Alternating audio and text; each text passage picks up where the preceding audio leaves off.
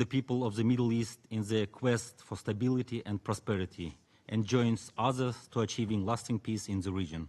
I thank you for your attention. I thank the representative of Kazakhstan for their statement, and I'll give the floor to the representative of Qatar. Thank you, Madam President.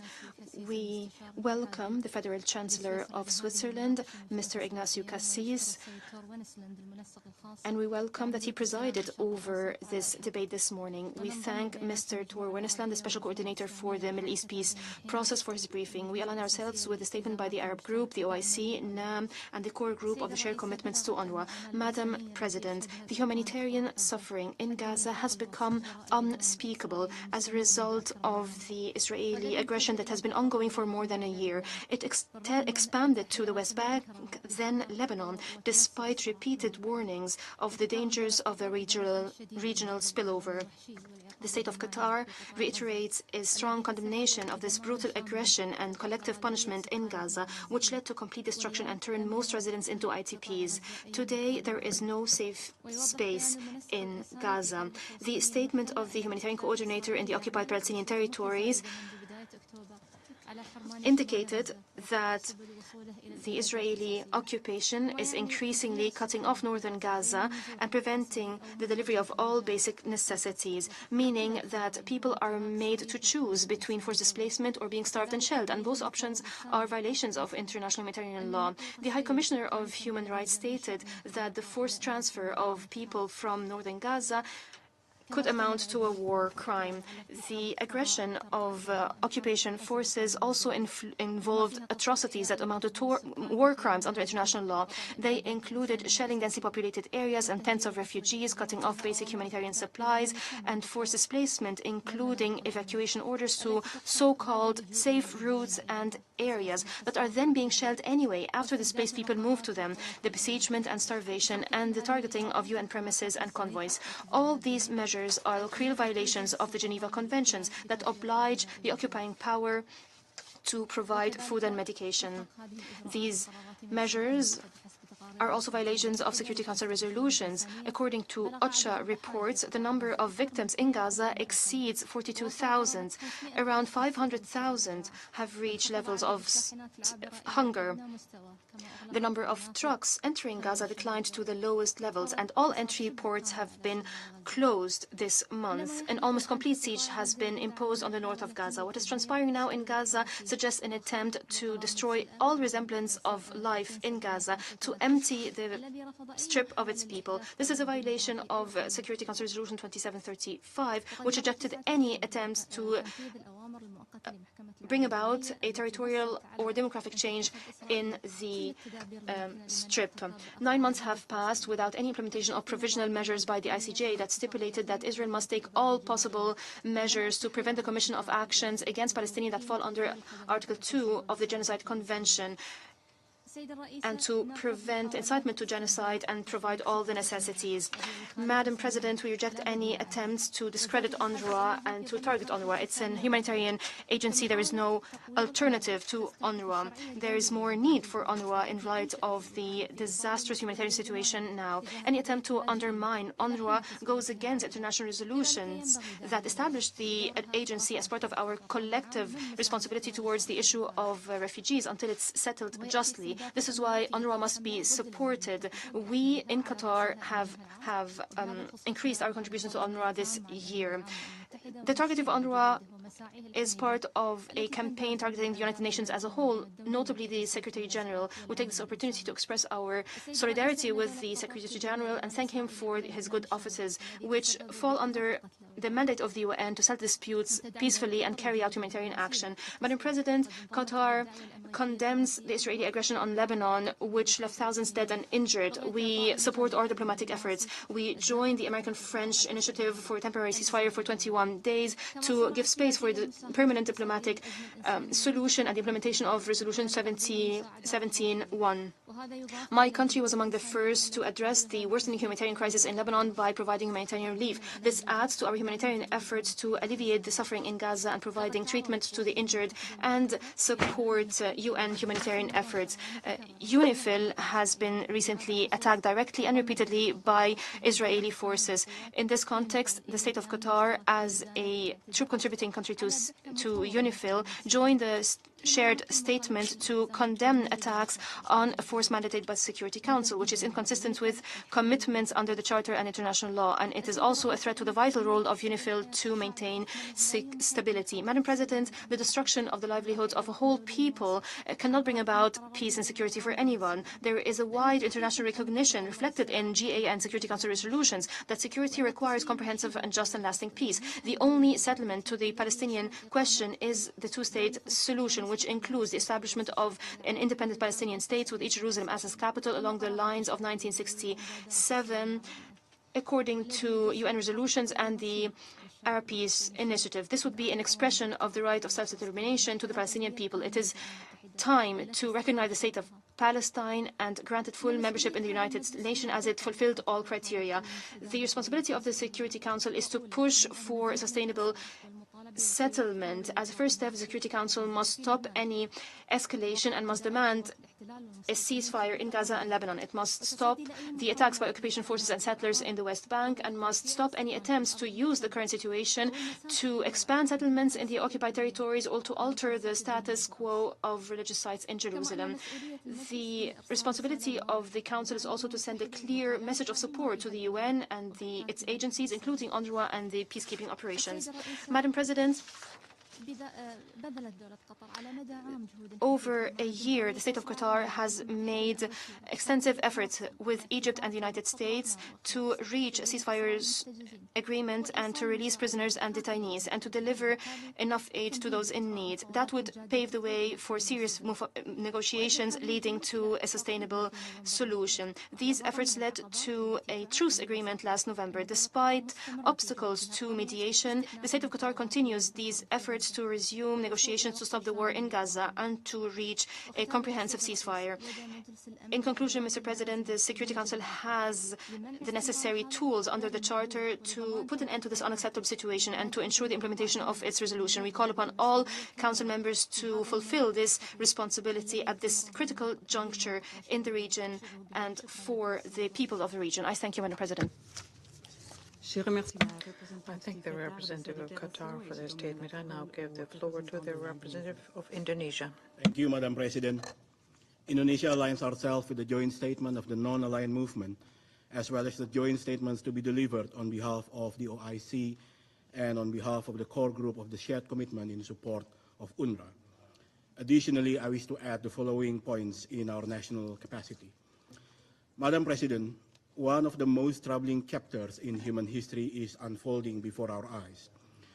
Israel's prolonged atrocities in Gaza and the occupied Palestinian territory have been spiraling out of control. Its recent attacks against Lebanon and Iran have brought the wider region into crisis. Not less distressing is its systematic attacks against the UN. And in this regard, we condemn the adoption of 2 bills yesterday to ban UNRWA, as it will have devastating consequences to millions of Palestinians under Israeli occupation. Never before, the threats to global peace and security and the threat to the very foundation of global order have been this imminent. Let me highlight 4 points. First, immediate and permanent ceasefire in Gaza must be realized, along with unimpeded and scaled-up humanitarian aid. In the face of firm and bold actions by the General Assembly and by the ICJ, the Council's inaction risks the Council's own relevance.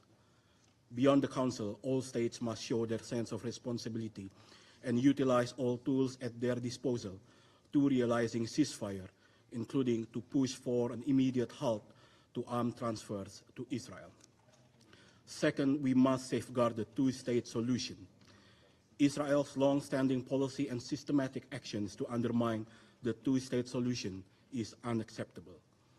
In fact, the recent Israeli bills to outlaw UNRWA have once again evidenced such premeditated, systematic, and deliberate efforts by Israel to diminish the feasibility of the 2-state solution. The strike against UNRWA goes way beyond humanitarian issue, which in itself is already a major concern. But it also strikes deep to the core issues of the two-state solution, namely the continued legal existence of Palestinian refugees and their right of return. This is a clear violation of international law and numerous Security Council resolutions. This also shows Israel's lack of willingness to pursue the path of peace. Instead, it seems to have chosen the path of subjugation, sowing the seeds for unbreakable cycles of violence. Third, we must not let the wider region fall into crisis. Achieving stability in Lebanon is essential for broader regional peace and security. Indonesia calls for maximum restraint to prevent further violence and reiterates our unwavering commitment to peacekeeping and peace building in Lebanon. And finally, Israel's hostility towards the UN must not go unanswered. Systematically harassing and now banning UNRWA is simply wrong, especially in the face of clear findings of the Colonna report.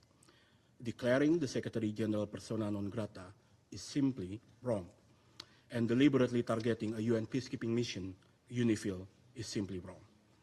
Israeli attack against the UN is not just an assault on an organization, it is a direct affront to the principles of international peace and global order. These are actions of a rogue state. Madam President, our action or inaction will be recorded forever in history. And for the umpteenth time, I appeal to this Council, please choose the side of justice and humanity. Thank you. I thank the representative of Indonesia for their statement. I now give the floor to the representative of Egypt. Thank you, Madam President. Madam President, we thought that by today, a year following the beginning of the war, the Security Council would have been able to fulfill its responsibilities and stop this war. Did we trust this Council too much? Did we demand too much when we asked for stopping the war, the killing, the starvation, the detention, the destruction, and collective punishment? Wasn't the United Nations established, and wasn't the international law formulated to stop these crimes, these tragedies? It seems that international organizations were established to serve some peoples and not others. Israel killed more than 42,000 martyrs, including more than 16,000 children. It injured 98,000 civilians and destroyed the vast majority of buildings and facilities. It completely destroyed the health system and the educational system in the Gaza Strip. It forcibly displaced most residents more than once. It committed all crimes, documented crimes, and these must be investigated by international courts. Madam President, the continued crimes against the Palestinian people in Gaza, the West Bank, and East Jerusalem would not have gone for 1 year were it not for the lax attitude of the Council towards Israel. It did not compel Israel to implement its 4 resolutions. This emboldened the occupying power, Israel, to persist in its crimes, to target humanitarian convoys, hospitals, schools, and places where women and children gather in camps. It imposed one siege after another in northern Gaza to starve the people, to forcibly displace 400,000 civilians, using pretext that the world has been tired of hearing because they're false. It continued with its aggression, and Israel launched an unjust war on Lebanon, which is dragging the whole region to a military escalation that threatens international peace and security. Madam President, Israel, in full view of the world, is waging a revengeful war, which is not the first, against the Palestinian people. It is reminiscent of the criminal methods used by colonizers in past centuries. It is launching an attack of starvation, a campaign of starvation, and it's destroying the occupied Palestinian state. We've recently seen that the Knesset is enacting legislation that undermined UNRWA and undermine the GA mandate given to UNRWA. This is inconsistent with the Charter of the United Nations and the commitment of Israel.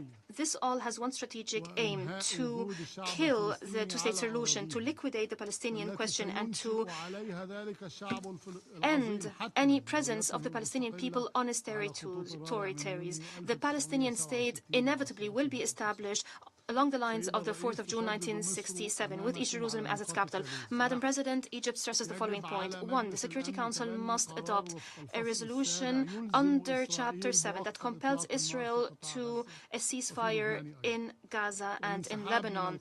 It must withdraw from the Gaza Strip and the Lebanese territories. It must open all entry points and ensure the entry of aid without any obstacles. It must stop the forced displacement and must stop targeting staff of the United Nations, especially UNRWA staff. The Security Council must start accountability measures and against any crimes against the Palestinian people.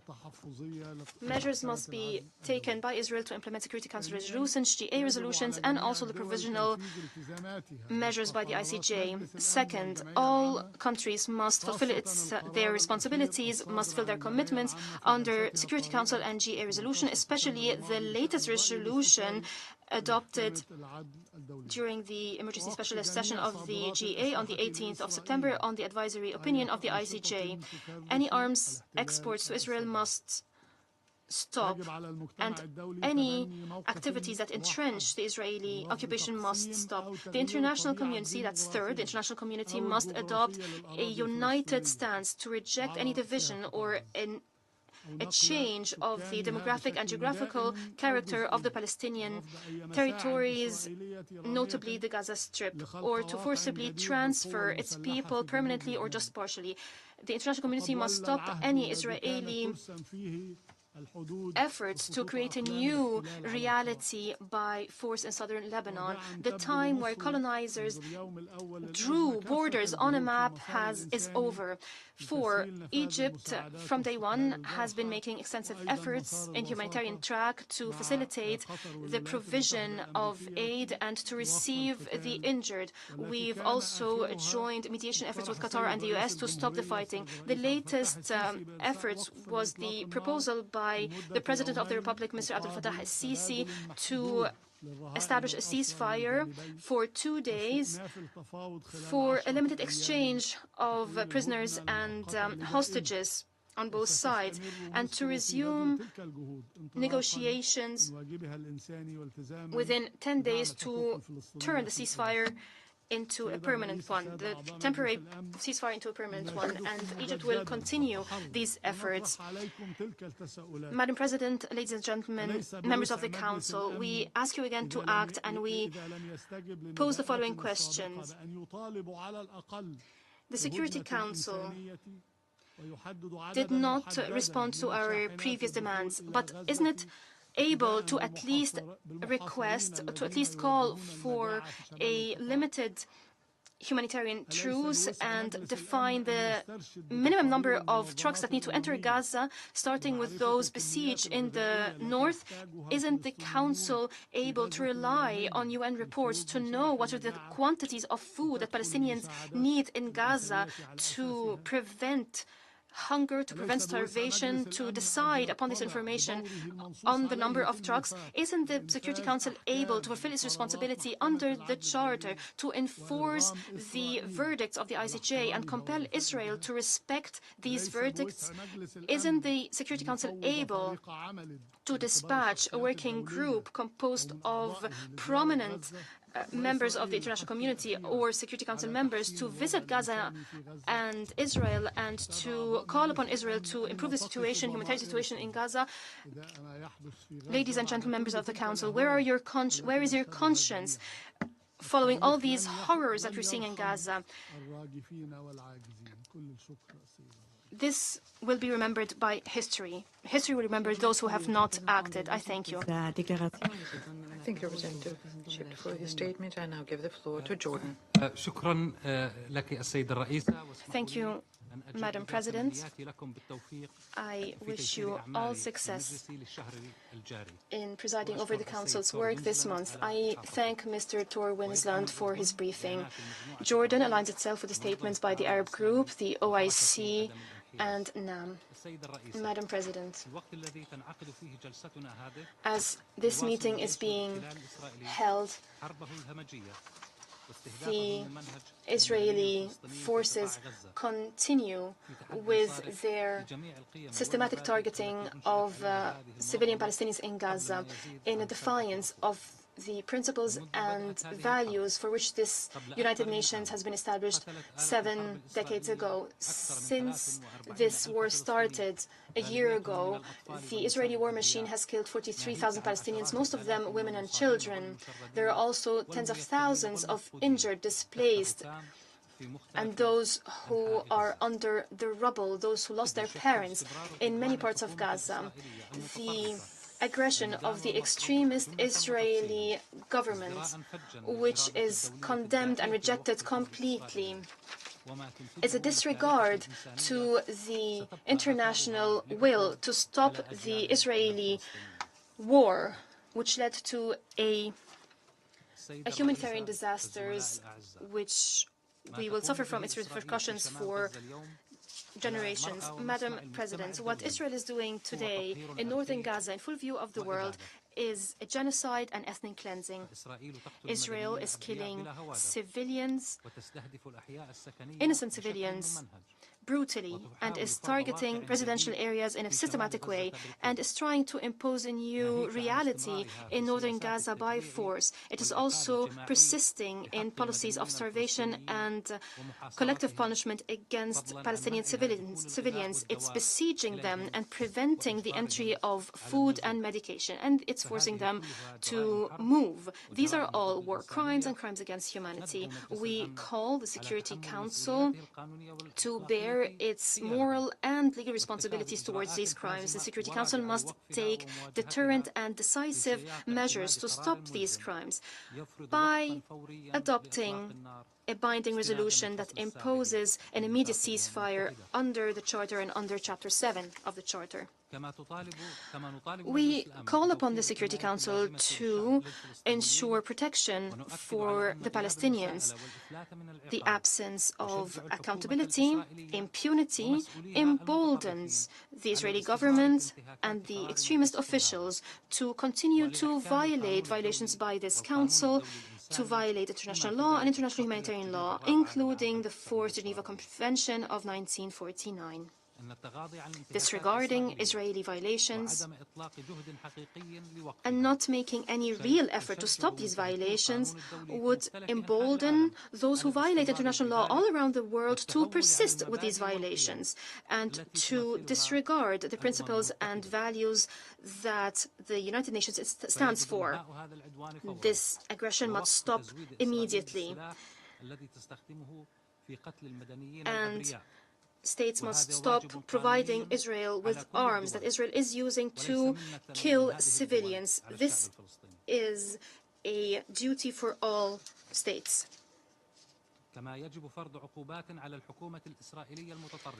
Sanctions must be imposed on the extremist Israeli government. Its crimes must stop that constitute a threat to international and regional peace and security. In this regard, Jordan calls upon the international community to take unilateral and collective measures to compel Israel to implement the orders of the ICJ in the case filed by South Africa regarding violations of the Genocide Convention of 1948. Madam President, the voting in the Israeli Knesset yesterday that approved 2 laws preventing UNRWA from operating in the occupied Palestinian territories proves that a state that is a member of the United Nations is defying in an unprecedented way the will of the international community and the mandate given by the G8 to the agency. This is a dangerous precedent and would lead to the liquidation of the agency and liquidation of the issue of refugees and their right of return and for compensations. These Israeli attempts must be met with a united international reaction, not only to protect the lives of millions of Palestinian refugees and their future, but also to protect what is left of the credibility of multilateral action. We stress that attempts by Israel to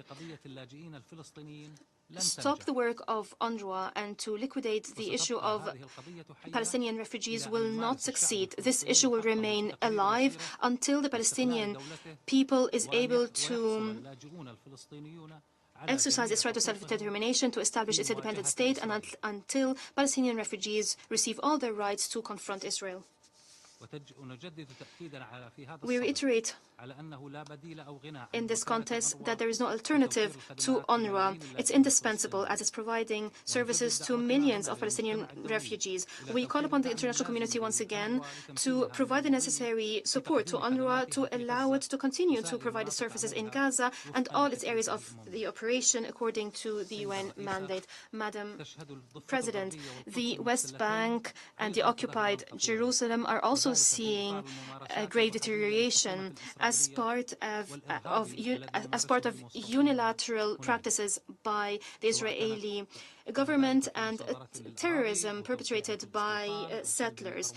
That includes confiscating land, expanding settlements, killing Palestinians, and destroying their property. We call for concerted international efforts to stop Israeli attempts to create a new reality on the ground, to undermine the prospects for the establishment of an independent Palestinian state and achieving comprehensive peace based on the two-state solution, which is an Arab strategic choice. We warn of the storming by extremist settlers of the Al-Aqsa Mosque. We stress that Jordan will confront any attempts to alter the historic status quo or the legal status quo as part of the Hashemite, the custodianship of the Hashemite Kingdom of Jordan of the Muslim and Christian holy sites. Madam President, Jordan stands with Lebanon, with the security, territorial integrity and sovereignty of Lebanon. The aggression against Lebanon must stop, and Resolution 1701 must be fully implemented. The international community has a responsibility to stop the dangerous escalation in the region. International efforts must intensify to reach a comprehensive ceasefire in Gaza and to ensure the full withdrawal of Israeli forces from Gaza and to ensure the delivery of humanitarian aid without any obstacles. It is important to end the Israeli occupation and achieve a just peace, to fulfill the aspirations of the Palestinian people to self-determination and to allow the Palestinian people to establish its state on its territories on the basis of the two-state solution. Madam President, Israel believes it has a golden opportunity to liquidate the Palestinian question through its massacres, through its crimes, that it is boasting of. The soldiers and leaders of Israel are boasting of these crimes. Even components of society are boasting of these crimes in thousands of videos circulated on social media. And I'm sure you've seen these videos. And we heard they're chanting, saying, burn their villages. This is like a daily celebration seen on the internet in the Israeli society. But these crimes and these massacres will only increase the insistence of the Palestinian people to achieve their rights and to stay on their land. These crimes will beget generations of thousands of Palestinians insisting on turning their dream to reality and establish their independent states with Al-Quds Sharif as its capital on their territories. I thank you, Madam President. Thank you, Representative Jordan, for the statement, and I'll give the floor to the representative of the League of Arab States. Madam President, at the outset, I would like to thank you for convening this session at the ministerial level, and we congratulate you for your able presidency of the Council this month. We also thank Mr. Wennesland for his comprehensive briefing. I delivered this statement on behalf of the League of Arab States, and we associate ourselves with the statement delivered by Mauritania on behalf of the Arab Group in New York. Madam President, the Middle East is at one of the most dangerous security and political turning points in modern history. The region is threatened by an all-out regional war owing to the reckless policies of an extremist Israeli government, a government that shows no respect to international instruments or to UN commitments, a government that keeps disregarding the basic foundations of the UN Charter of International Law, international humanitarian law, and international human rights law. Israel is trying to set the Middle East on fire through its ongoing wanton aggression against the Gaza Strip since last October, by expanding the scope of this aggression to include Syria, Lebanon, and Iraq, and by attempting to delude the international community that its war is only against Iran and its allies in the region. The devastating humanitarian consequences of its war against the Arab world, including Palestine, has caused destruction and material and humanitarian damages. It has proved in numbers and statistics the falsehood of these allegations, and it has proved that the only Israeli goal is to eliminate all chances for the two-state solutions and to prevent the establishment of a Palestinian state. The Palestinian state, which exists indeed and was recognized by more than 148 states, a state occupying the place it deserves among the civilized nations. It was recognized by resolution of the General Assembly in 2012 and another resolution adopted this year, granting it all the privileges to allow it to continue playing this role. This has allowed Palestine to get the support of 12 of the Security Council member states, recommending to grant full membership to the State of Palestine, a membership that is rightfully deserved, pursuant to GA Resolution 181, which had granted Israel full membership in the United Nations. This resolution applies, no doubt, to Palestine as well. In the same vein, Israel's disregard of the provisional measures issued by the ICJ, which reflect the conviction of the crime that Israel has committed, crimes of genocide in occupied Arab territories, and warnings by the ICC, including accusations that Israel has perpetrated these crimes. Besides the advisory opinion of the ICJ, all those have confirmed the unlawful occupation of Israel of Palestinian territories, and it attempts to consolidate this occupation by committing war crimes, starvation, threatening, and intimidation to oblige the population of the north of Gaza to flee towards the south or to neighboring countries. They are even attempting to prevent UNRWA from playing any role with the Palestinian refugees. And yesterday, unfortunately, the Israeli Knesset adopted a law qualifying UNRWA as a terrorist organization, barring its activities inside the occupied Palestinian territories. The League of Arab States strongly condemns this law and calls upon the Security Council to confront this unjust resolution and freeze its implementation. Israel has also described the Secretary General of the UN as a persona non grata in a serious precedent in our history. In addition to many provocative unilateral measures that prove that Israel is a rogue state above the law and that its conduct represents the greatest threat to regional and international peace and security.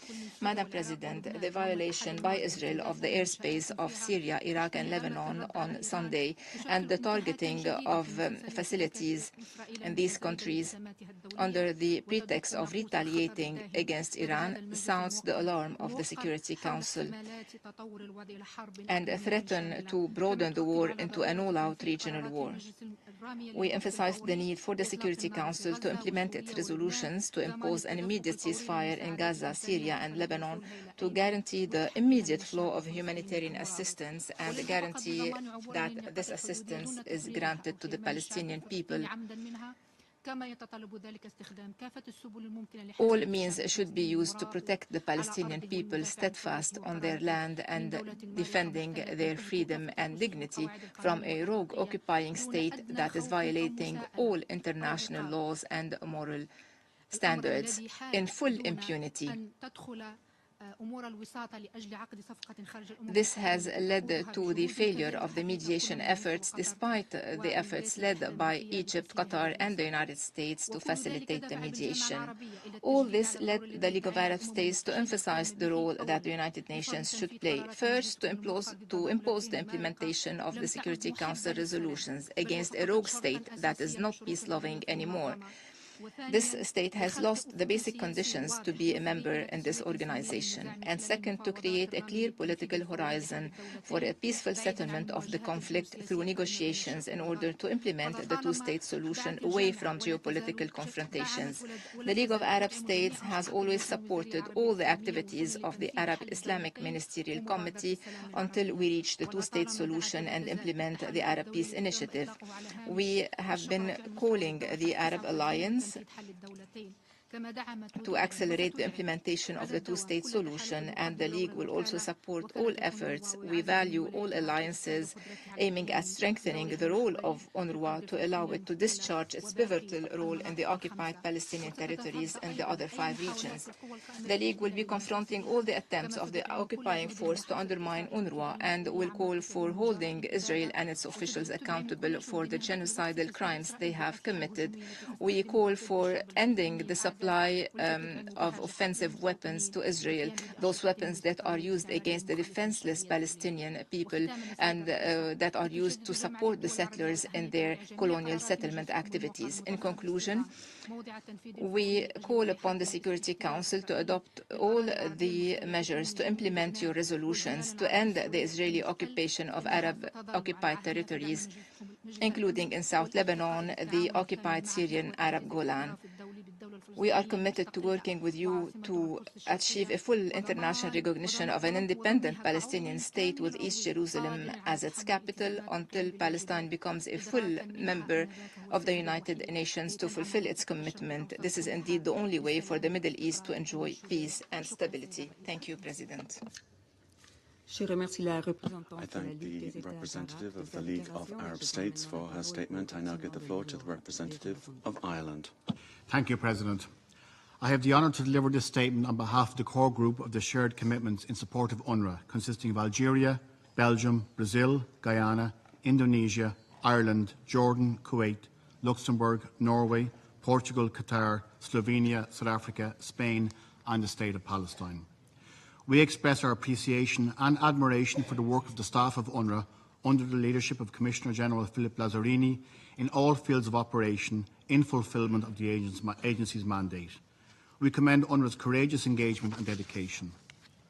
In this regard, we also refer to the letter of the Commissioner General addressed to the President of the General Assembly on October 28. We pay special tribute to the staff in Gaza and express our sincere condolences for the at least 237 UNRWA staff who have been killed. We deplore the measures being taken by Israel against UNRWA, including the legislation adopted by the Israeli Parliament on the 28th of October 2024 that abrogates the 1967 agreement between Israel and UNRWA and prevents UNRWA from continuing its life-saving operations and essential work in the occupied Palestinian territory, including East Jerusalem. This includes risking the collapse of the entire humanitarian response in Gaza, which rests on UNRWA's infrastructure. In the West Bank, including East Jerusalem, the delivery of education, primary health care and emergency aid to hundreds of thousands of Palestinian refugees is at risk of grinding to a halt. The bills, if implemented, would clearly be in violation of international law, including Israel's obligation under the UN Charter. Such unprecedented measures would also constitute violations of international humanitarian law and in particular the Fourth Geneva Convention, and the obligations of Israel as the occupying power to ensure the welfare of the civilian population under its occupation. We call on Israel to respect the UN Charter, international humanitarian law, and the relevant resolutions of this Council and of the General Assembly. UNRWA's mandate has been reaffirmed and has received an overwhelming support from the UN member states for decades. UNRWA implements its mandate on behalf of all UN member states, as established by UN General Assembly Resolution 3024 on December 8, 1949. The eviction of the UN agency by the decision of one single UN member state would set an alarming precedent globally and would constitute a grave violation of the UN Charter. It would undermine the multilateral system and compromise the rule of law with unforeseen consequences. We are also very concerned about the broader implications this could have for the work of the UN system across the globe. UNRWA is one of the remaining lifelines for the Palestinian people in Gaza and the West Bank, 1.9 million of whom have been displaced. Without UNRWA's logistics and the scale of its capacities, the entire humanitarian response in Gaza, already under severe challenge, would be fundamentally undermined at a time of greatest and ever-growing humanitarian need. In this regard, we reiterate the imperative and the urgency to enable and accelerate the entry of humanitarian aid to Gaza, in particular in the north, at scale and unimpeded, and to protect all civilians from further devastation, as well as the full implementation of all relevant Security Council resolutions, in particular Resolution 2735 of 2024. The implementation of the bills would have severe implications that go far beyond the immediate humanitarian impact and which cannot be overstated. The absence of UNRWA, which is first and foremost a human development agency, would remove the only mechanism capable of reconstituting education, health and other vital services, creating a vacuum that would further destabilise the entire region. Only UNRWA can take on the education of the 600,000 children in Gaza that have already lost 2 years of school, first due to COVID and now due to the war. UNRWA is also by far the largest primary healthcare provider in Gaza. UNRWA's role is indispensable and irreplaceable. There is no alternative to UNRWA. There is no plan B. If implemented, such legislation would also significantly hinder the prospects for renewed peace efforts and the viability of the two-state solution, further exacerbating existing tensions and insecurity as well as instability in the region. As long as there is no global, just and sustainable solution to the conflict and the status of the Palestinian refugees, the mandate of UNRWA will remain vital and a key pillar in the UN's permanent responsibility towards the question of Palestine until it is justly resolved in all its aspects. UNRWA is vital for upholding this responsibility, for providing sustenance and dignity to the refugees in the absence of a solution, and for safeguarding the rights of the Palestinian people, including their right to self-determination and their right of return. President, we highlight the important findings of the independent review of mechanisms and procedures to ensure adherence by UNRWA to the humanitarian principle of neutrality, led by Ms. Catherine Colonna. UNRWA, like all UN organisations, continuously works to improve its functioning and operational integrity. In that regard, we welcome and support the agency's ongoing efforts and commitment to fully implement the recommendations of the Colonna report so as to improve its functioning and continue to ensure its neutrality, impartiality and independence in close coordination with host countries, staff and stakeholders. We reiterate the importance of the implementation of the findings to ensure a balanced support for both UNRWA's core mandate and the ongoing reforms. We urge all Member States to support and ensure a conducive environment for the implementation of the recommendations. We reaffirm the shared commitments on UNRWA, which gathered overwhelming support from 123 signatories to date, and we remain committed to ensuring the support necessary to enable the agency to fulfil its vital mandate. We recently came together to reaffirm our commitment to uphold UNRWA's mandate. We do so again today, and we will continue to do so. Madam President, I will now deliver a statement in my national capacity. President, Ireland aligns itself with the statement of the European Union. Ireland is appalled at the measures being taken by Israel against UNRWA. We condemn in the strongest terms the approval by the Israeli Parliament of legislation to prevent UNRWA from operating in the occupied Palestinian territory. The decision to cut off a UN agency, on which 1.9 million people depend, is shameful. These actions bring us even further from a two-state solution and sets a very dangerous precedent for the work of the UN and for all organisations of the multilateral system. Israel must facilitate the delivery of humanitarian assistance to civilians in the occupied Palestinian territory in accordance with its obligations under international humanitarian law. Ireland will continue to work with donor and host countries to ensure the viability of UNRWA's work and its humanitarian role. President, today's debate comes a little over 1 year after the 7th of October attacks by Hamas on Israel. I again reiterate Ireland's unequivocal condemnation of these heinous attacks.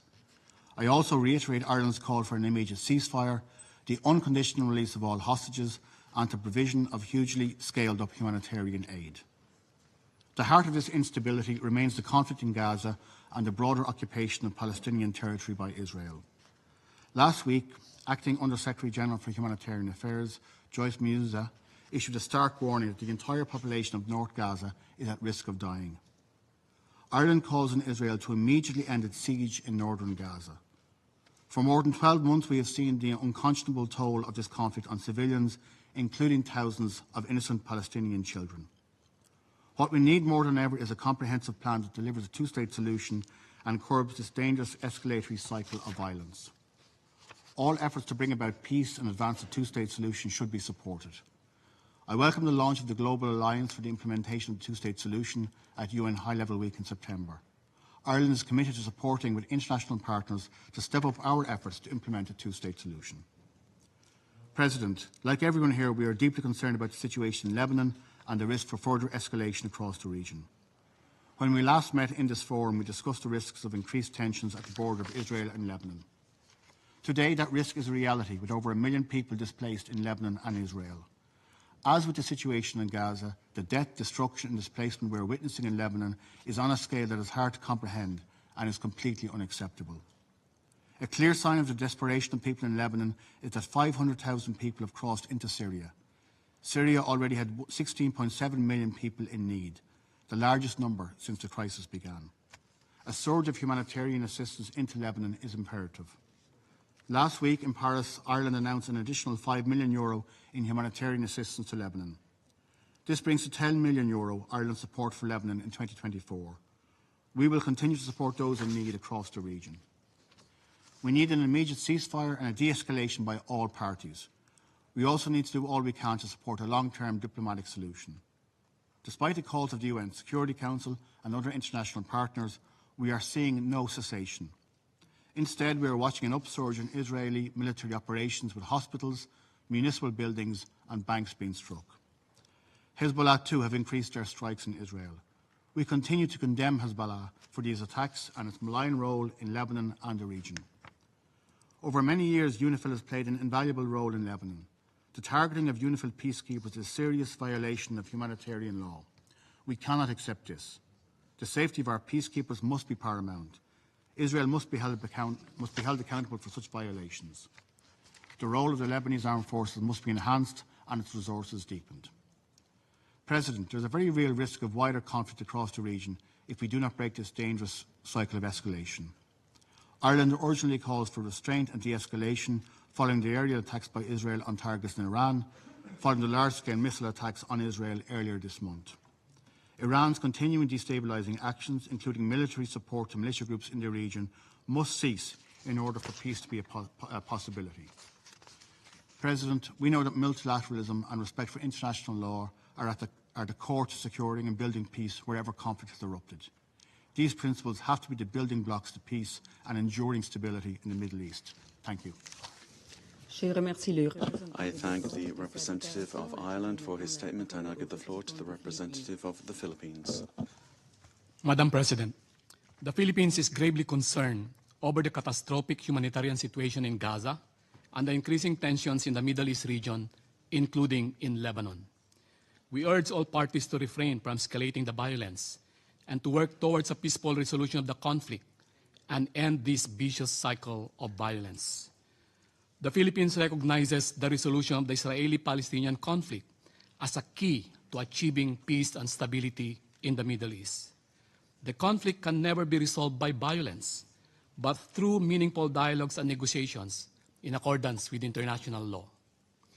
We reaffirm our firm belief and faith in the UN Charter, which explicitly sets out the peaceful means by which we can settle international disputes in conformity with the principles of justice and international law.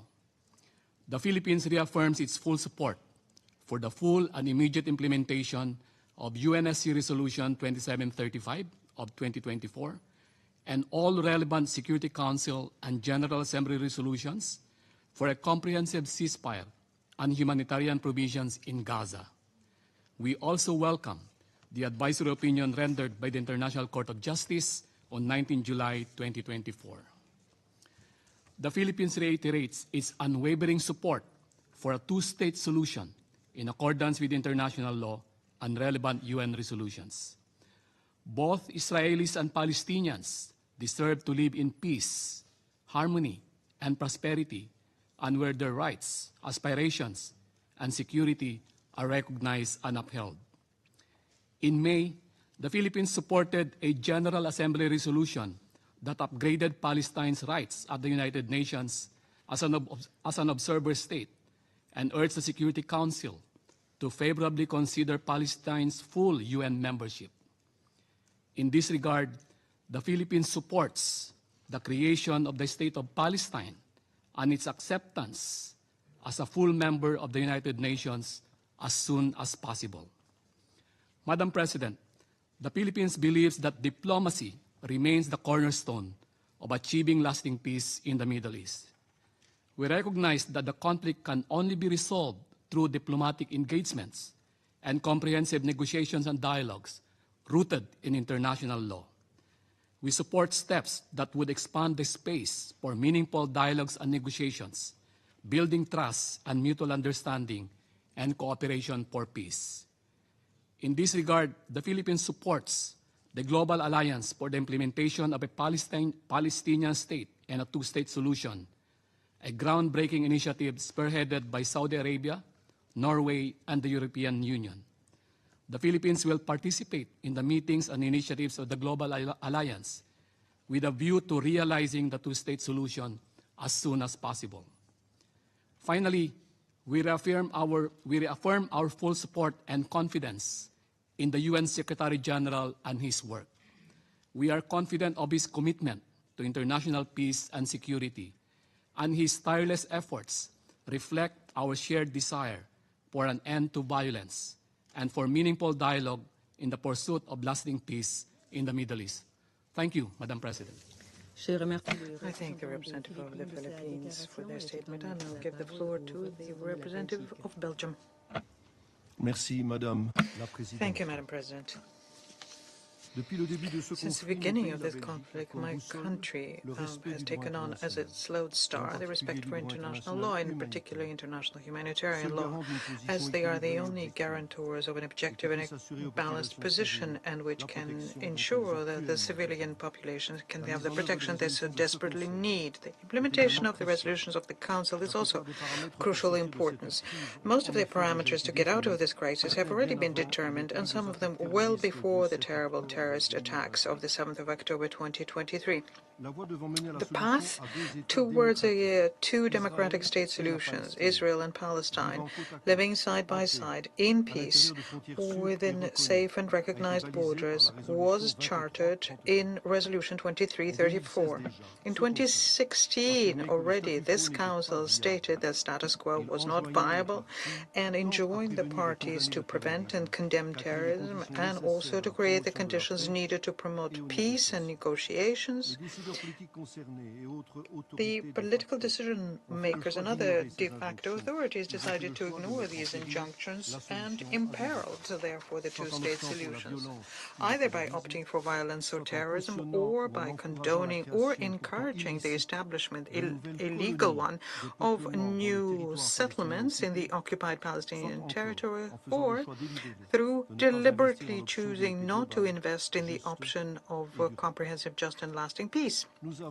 And we collectively, all of us here, have watched as one by one the red lines were being crossed and allowed this to happen. Madam President, and we are witnessing the same mistakes being made as regards the implementation of Resolution 2735, an immediate ceasefire upheld by all parties, unimpeded humanitarian access meeting the needs of those in need, unconditional release of all hostages, none of these goals were implemented, and this despite the appeals launched by the entire international community.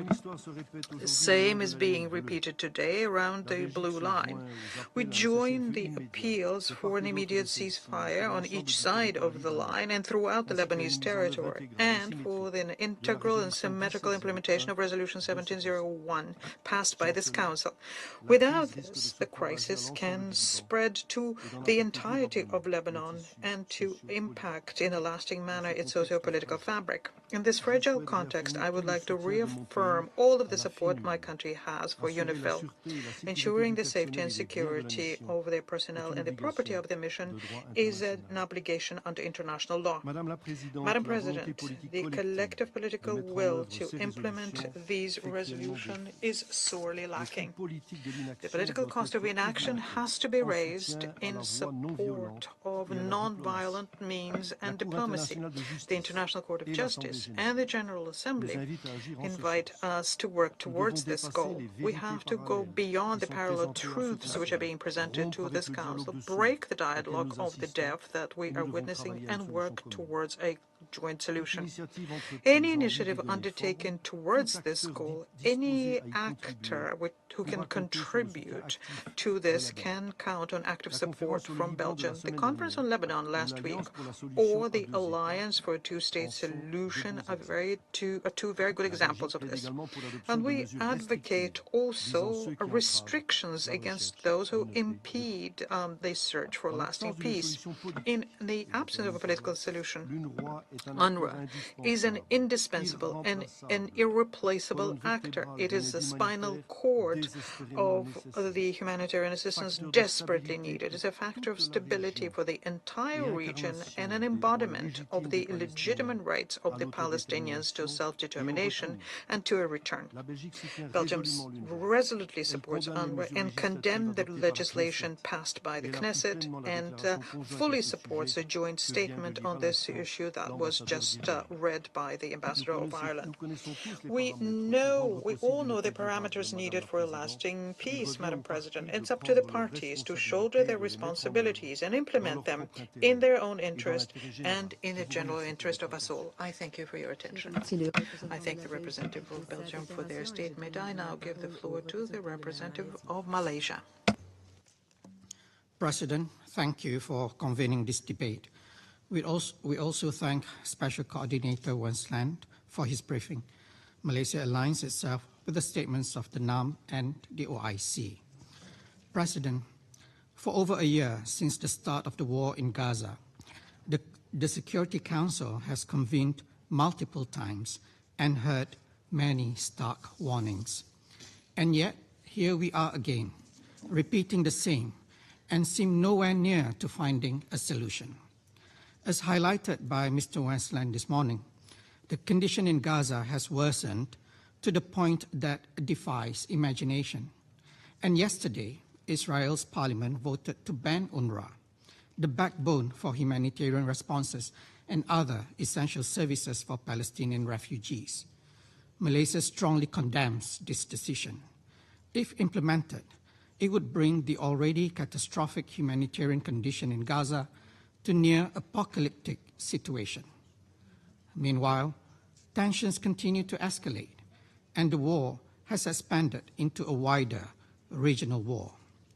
President, what more does this Council need to hear before it can find the courage, be united, and finally take decisive actions to uphold the UN Charter and international law? What further evidence need to be presented for the Council to act to end Israel's impunity, stop the genocidal war in Gaza, and further prevent further escalation of tensions in the region?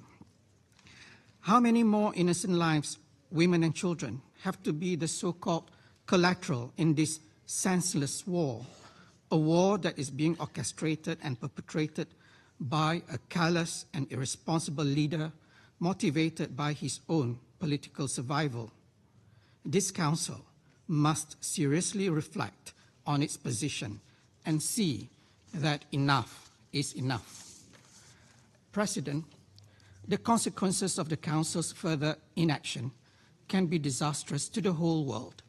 The international rules-based system, which the global community has painstakingly built since the end of the last Great War, is being undermined, and the failure of the United Nations to bring a timely and just resolution to the question of Palestine is one of the major causes of this unraveling.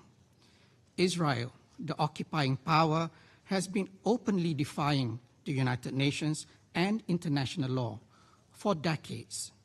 Over time, it has grown bolder in its defiance and belligerence because of the impunity that it enjoys. Israel is confident that it will always receive the cover it needs, including in this council. Impunity shows double standards and makes a mockery of international law. Impunity also encourages further violations of international law. It serves as a bad example to others and will undo efforts in forging a rules-based order as the guarantee for international peace and security. The threshold for Council action was crossed a long time ago. United and decisive actions from this Council is needed now more than ever for the sake of the global order. The General Assembly has consistently demonstrated its will to end Israel's impunity, as reflected through the adoption of Resolution ES 10/24 by an overwhelming majority last month. We implore this Council to act and ensure the implementation of this resolution. Israel's illegal occupation of Palestinian land must end, and the right to self-determination of the Palestinian people must be fully realized.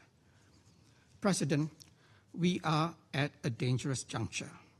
This Council must put aside its differences and unite in upholding international law.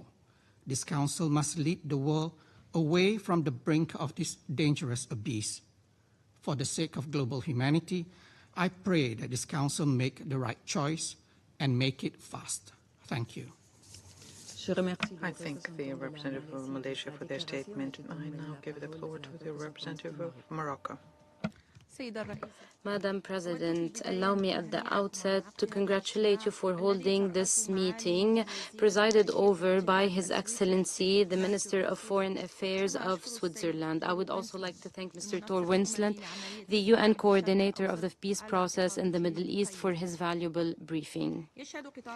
The Gaza Strip for over a year has been going through an unprecedented humanitarian tragedy that is being exacerbated day after day, killing huge numbers of civilians, mostly women and children, and destroying civilian infrastructure in a blatant violation of international law and humanitarian values.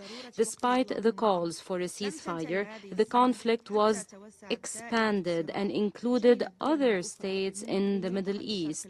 It continued to expand, and this expansion will have catastrophic security and humanitarian repercussions, and everyone will be paying for.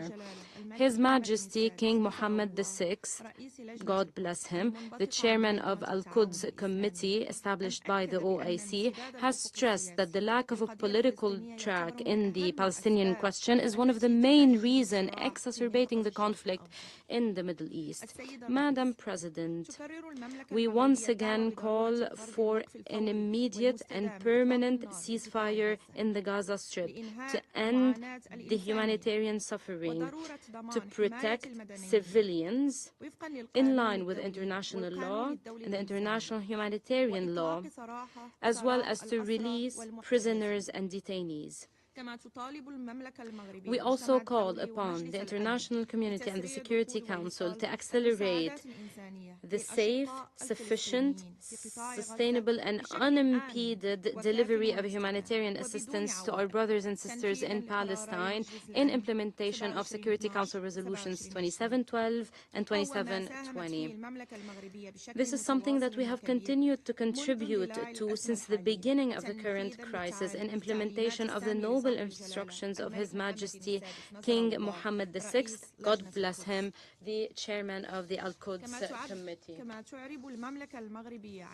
We also support the UNRWA, which for over 75 years continued to play an important role in supporting education, health, and social services to thousands of Palestinian refugees. We stress the vital and important role of UNRWA. No other agency or party can play this role and provide services to Palestinian refugees in neighboring countries. Madam President, His Majesty King Mohammed VI, God bless him, in his statement on the 25th anniversary of the Rosh Hashanah, identified his vision to end this crisis as follows. 1. If ending the war in Gaza is an urgent priority, it should take place while opening a political track to ensure a just and permanent peace in the region. 2. The negotiations to revive the peace process between Palestinians and Israelis requires stopping extremists from all sides. 3. Ensuring security and stability in the region can only prevail through the two-state solution, where Gaza is an integral part of an independent Palestinian state with East Jerusalem as a capital. Madam President, we reject any measure that undermine the legal and historic status of Al-Quds city and its holy sites, including the Holy Al-Aqsa Mosque, or any restrictions imposed on those wanting to pray in the mosque. We call for the need to preserve the cultural and Islamic character of the mosque and avoid any type of escalation or provocation. Jerusalem must remain a symbol of peaceful coexistence for all three monotheistic religions. It should remain a center of mutual respect and dialogue, as put in the Jerusalem Appeal signed by His Majesty the King with His Holiness Pope Francis on March 30th, 2019 in Rabat. Madam President, in conclusion, we reaffirm our historic and firm position regarding the legitimate right of the Palestinian people based on international legitimacy and the two-state solution agreed upon by the international community, leading to the establishment of an independent Palestinian state on the lines of June 4, 1967, with East Jerusalem as a capital. Once again, we stand in full solidarity with brotherly Lebanon in the face of the current attack. We call for the need to respect Lebanon's sovereignty and territorial integrity. Thank you, Madam President. I thank the representative from Morocco for their statement. I now give the floor to the representative for the Syrian Arab Republic. Thank you, Madam President. Allow me at the outset to thank you for your efforts in conducting the work of the Security Council this month. Madam President, today we commemorate the anniversary of the brutal massacre perpetrated by Zionist militias against the people of the Palestinian town of Safsaf in 1948. This awful event reflects the mentality of the Israeli occupation and its approach based on aggression and killing. This approach continues today with a new generation of Israeli war criminals who chose to continue their barbaric crimes and violate all moral, legal, and humanitarian principles. Yes, the Israeli aggression on the Palestinian people did not start on October 7th. It started decades ago. The daily killing and systematic destruction in Gaza and the West Bank did not start last year. This is the result of decades of ongoing crimes perpetrated by the Israeli occupation against the Palestinian people who courageously tried to liberate their land and enjoy their right to self-determination while establishing an independent state. The campaigns of Israel against the The Israeli campaigns against the UN agency and the Secretary General are rejected and condemned. It is trying to terrorize and silence the representative of the organization. This is yet another proof that the Israeli occupation is adopting an aggressive approach against our organization. This approach was adopted more than 7 decades ago when Zionist militias assassinated the first UN mediator to Palestine, Comte Folke Bernadotte, in 1948. In this vein, we once again strongly condemn the unprecedented aggressive campaign launched by the Israeli occupation authorities against the UN Secretary General Antonio Guterres. We stand in solidarity with him in fighting such campaigns, and we appreciate the efforts he is making in line with his mandate. Syria also rejects the unilateral measures taken by the Israeli entity to ban the UNRWA and prevent it from conducting its work in Palestinian territories. According to Israel, UNRWA is a terrorist organization. This unprecedented, very dangerous behavior does not only affect the UNRWA, but also affects the United Nations as a whole, as an international organization and as a global forum. We call for the protection of UNRWA and its mandate, which was adopted by the General Assembly. We call for providing the necessary support to UNRWA so that it can continue to provide assistance and humanitarian services to Palestinians in their motherland and in their host countries, including Syria. We also condemn the deliberate Israeli attacks on the UNIFIL in Lebanon. We stress the need to protect the safety and security of its personnel and the safety and security of UNDOF and UNTSO so that they can continue to implement their mandate and monitor and document Israeli violations of the disengagement agreement of 1974 and reporting such violations to the Security Council. Madam President, the UN has followed the Palestinian question since its establishment. Our organization, through its different organs, has adopted hundreds of resolutions stressing its rejection of the Israeli occupation practices and crimes and calling for ending the occupation and withdrawal from occupied Arab territories. However, such resolutions are yet to be implemented because some Western permanent members claim to be the protector of Israel at the expense of international law, at the expense of the purposes and principles of our organization, at the expense of the security and stability of our region and the suffering of its people. The support provided by the United States and other Western countries has emboldened the Israeli occupation entity and its war criminals. They continued to carry out their crimes against the Palestinian people. They expanded their aggression to include brotherly Lebanon. They intensified their attacks on the land of the Syrian Arab Republic, and these attacks are being carried out almost daily. In light of the Israeli attacks on my country, which are now estimated at 116 attacks until the 21st of the current month, the Minister of Foreign Affairs and Expatriates of the Syrian Arab Republic, Bassam Sabbagh, sent a letter a few days ago to the Secretary General of the United Nations explaining that these attacks violate the sovereignty, territorial integrity and unity of the Syrian Arab Republic. He presented the consequences of targeting the safe houses of civilians, of civilian infrastructure, of service facilities and economic facilities, while also targeting diplomatic premises and border crossings.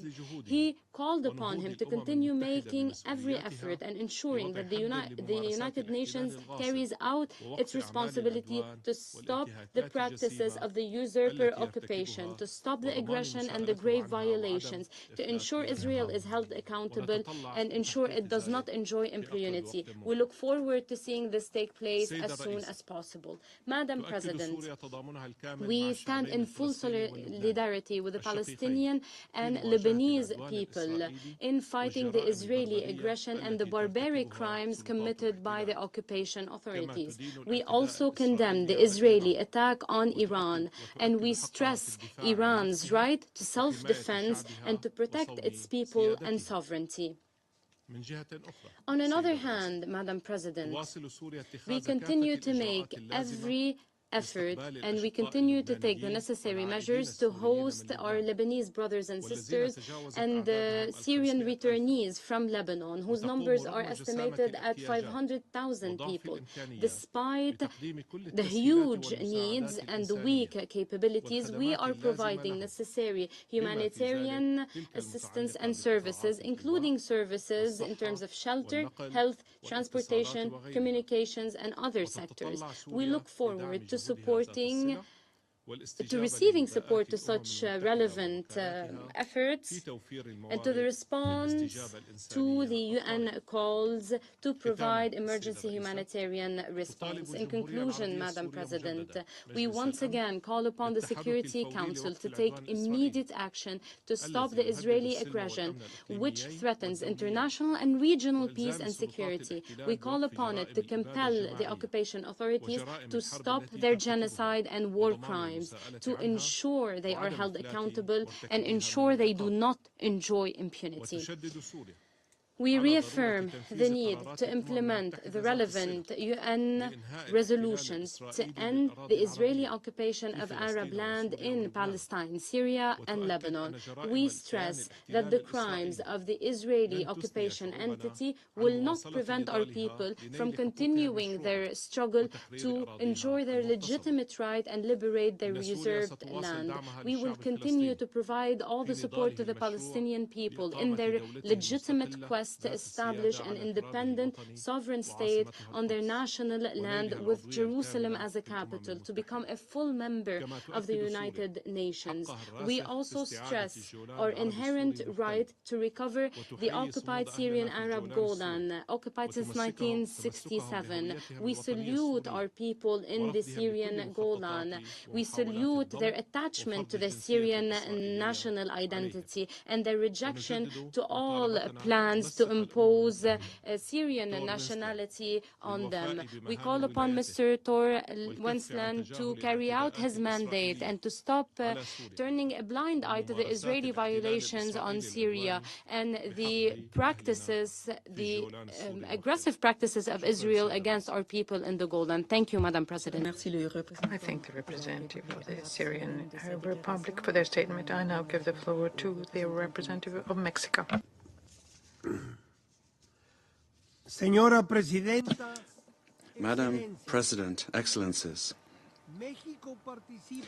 Mexico has been participating in these all too recurrent debates in the hope that the voices of the international community speaking as one and speaking in favor of urgent peace that is needed in the Middle East will really be listened to in the Security Council. Unfortunately, reality shows us that this is a critical time for peace, and as a result, there is an urgent need to act collectively in order to bring stability to said region. Firstly, my country laments the fact that as a result of the despicable attacks perpetrated by Hamas against the Israeli population in October of last year, each day that has gone by has seen an increase in disproportionate hostilities against the Palestinian population. Mexico reiterates its position with regard to the Palestine-Israeli conflict.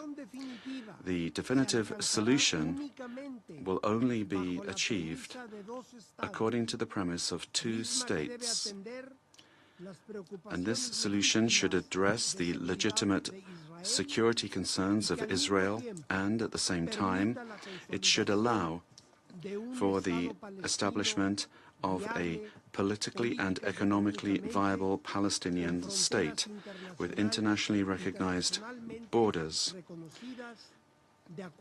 in accordance with the successive and unheeded resolutions of the United Nations.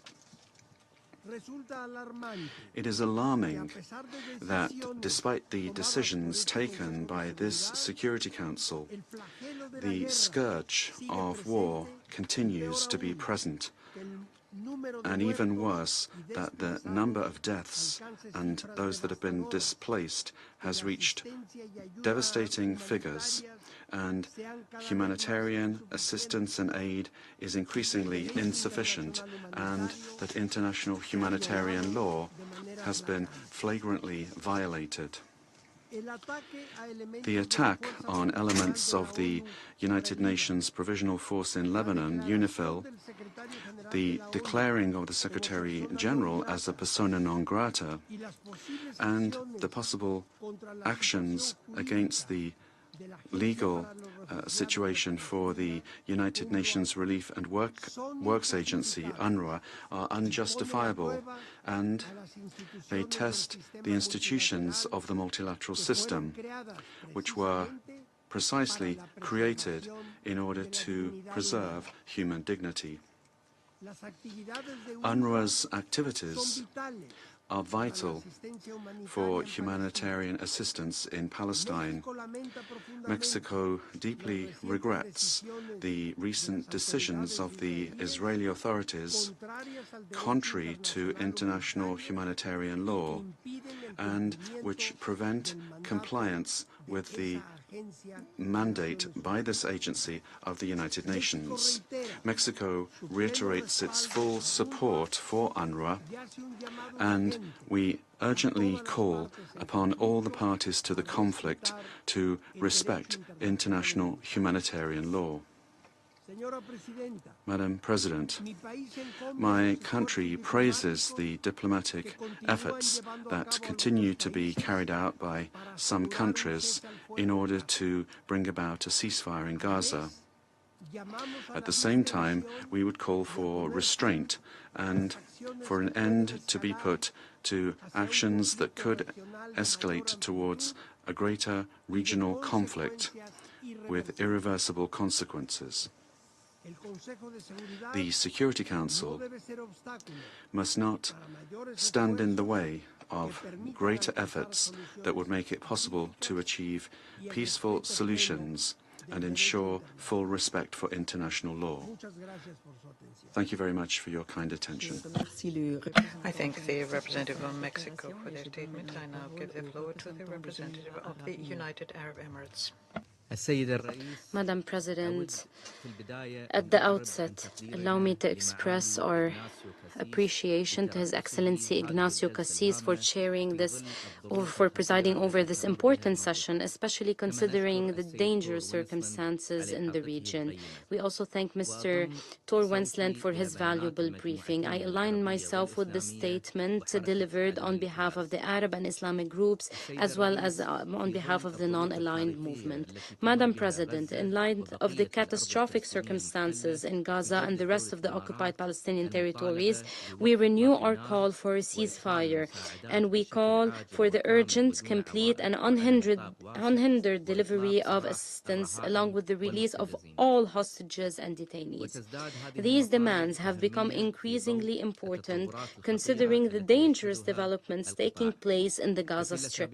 In recent weeks alone, Israeli attacks have killed hundreds of civilians, displaced more than 60,000 people once again, while more than 90% of the population is now at risk of severe food insecurity due to the sharp decline in humanitarian and commercial food imports since September. We express our deepest concern about the statement of the Acting Under-Secretary General for Humanitarian Affairs and Acting Emergency Relief Coordinator, Ms. Joyce Msuya, indicating that the population in northern Gaza is at risk of death, and the reports of civilians there being besieged, killed, starved, and families separated. My country condemns all these serious violations, including the attack on hospitals, the ongoing attacks on humanitarian and medical workers. In this regard, we deeply regret the postponement of the final phase of the polio vaccination campaign in northern Gaza, which puts the lives of many children at risk. While we continue to call on the Security Council to take action to save innocent civilians, we remind the parties of the need to commit to implementing the 4 resolutions adopted by this Security Council since the beginning of the war and all previous relevant resolutions. We also urge all parties to comply with the provisions of international law, including international humanitarian law. We stress the need for Israel to respect its obligations as the occupying power, including the protection of civilians. We strongly condemn the Israeli Knesset's adoption of 2 bills banning the work of UNRWA and preventing it from carrying out its basic work in the occupied Palestinian territory, including East Jerusalem, in contravention of the provisions of the UN Charter and international norms. We stress the importance of the role played by the UNRWA in providing humanitarian assistance, which is essential and indispensable, especially in light of the ongoing war on Gaza. We also condemn Israeli policies and practices that undermine the 2-state solution and threaten the future of peace in the region, including the continued expansion of settlement building in the West Bank, which constitutes a flagrant violation of international law and Security Council resolutions. We stress that mutual peace can only be achieved by establishing an independent Palestinian state with East Jerusalem as its capital based on relevant UN resolutions. Madam President, the serious escalation in Lebanon raises deep concerns about the risks of expanding the circle of conflict into a regional war. The UAE condemns Israel's continued violation of Security Council resolutions, especially Resolution 1701, and its ongoing aggression against Lebanon, as well as the repeated attacks on UNIFIL forces undermining peacekeeping efforts.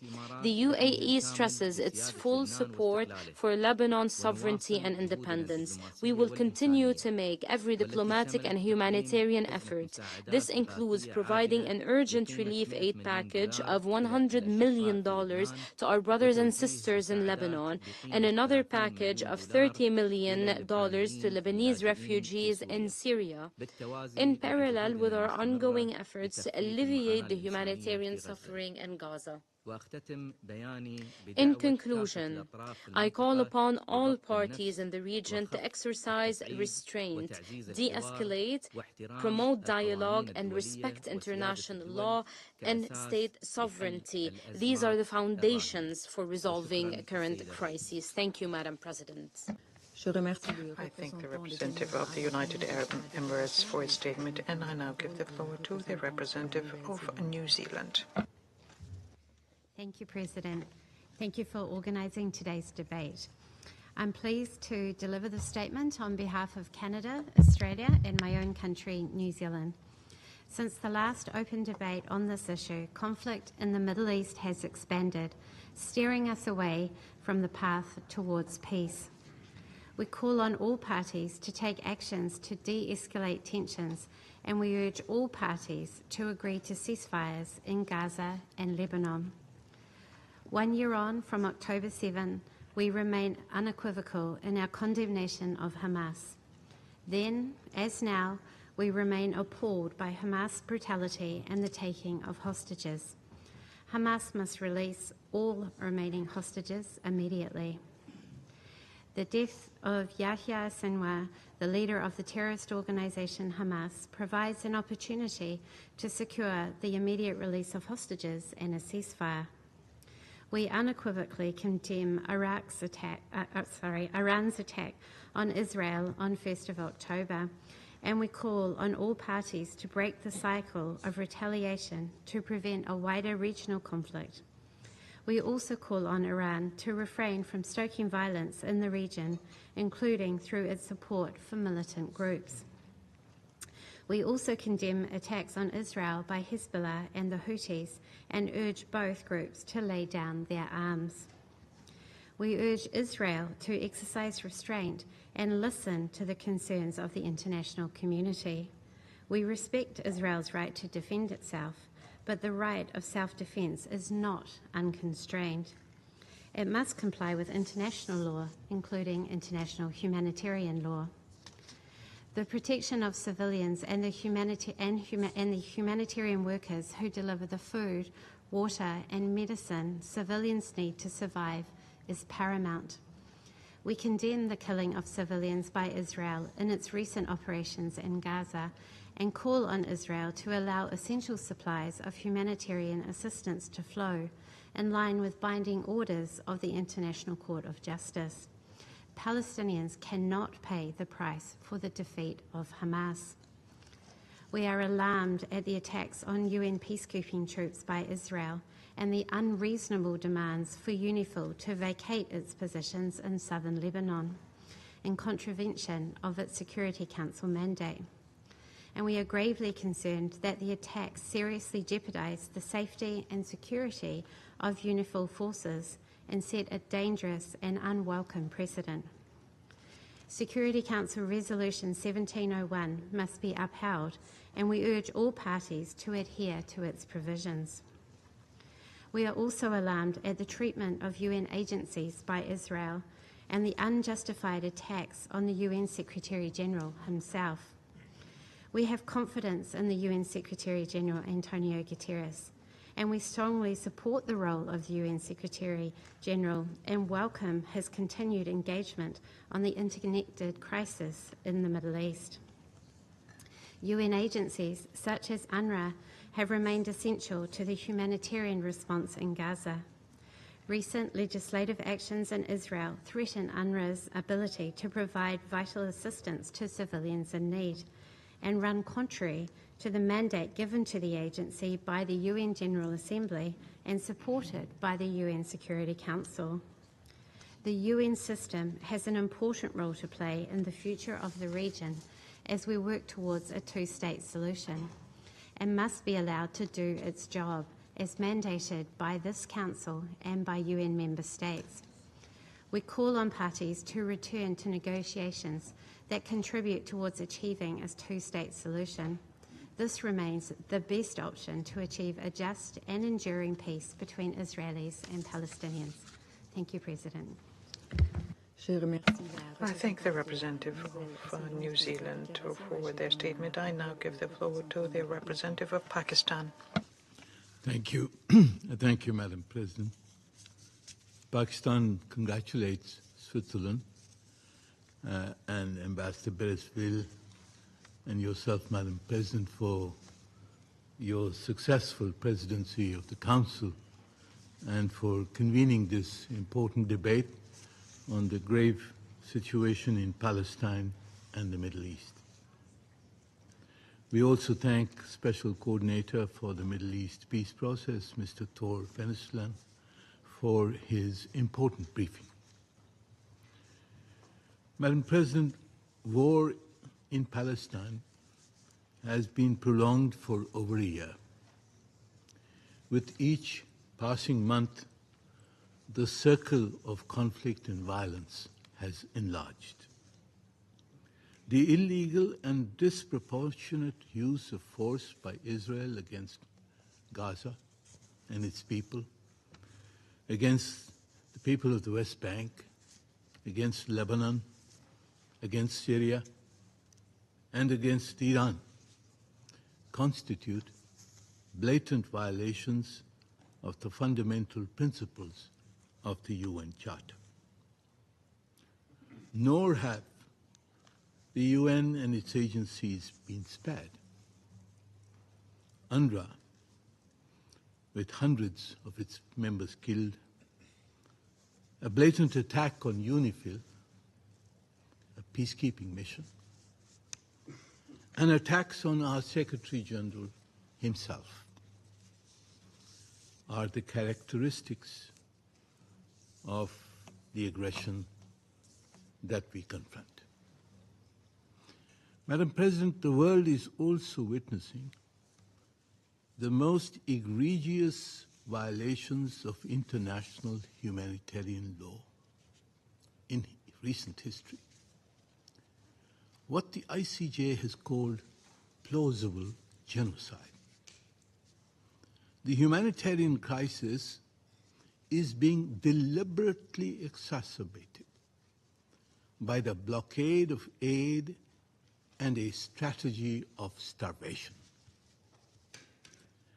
The targeted shutdown of UNRWA, a lifeline for the Palestinians, especially in Gaza, is part of this genocidal campaign.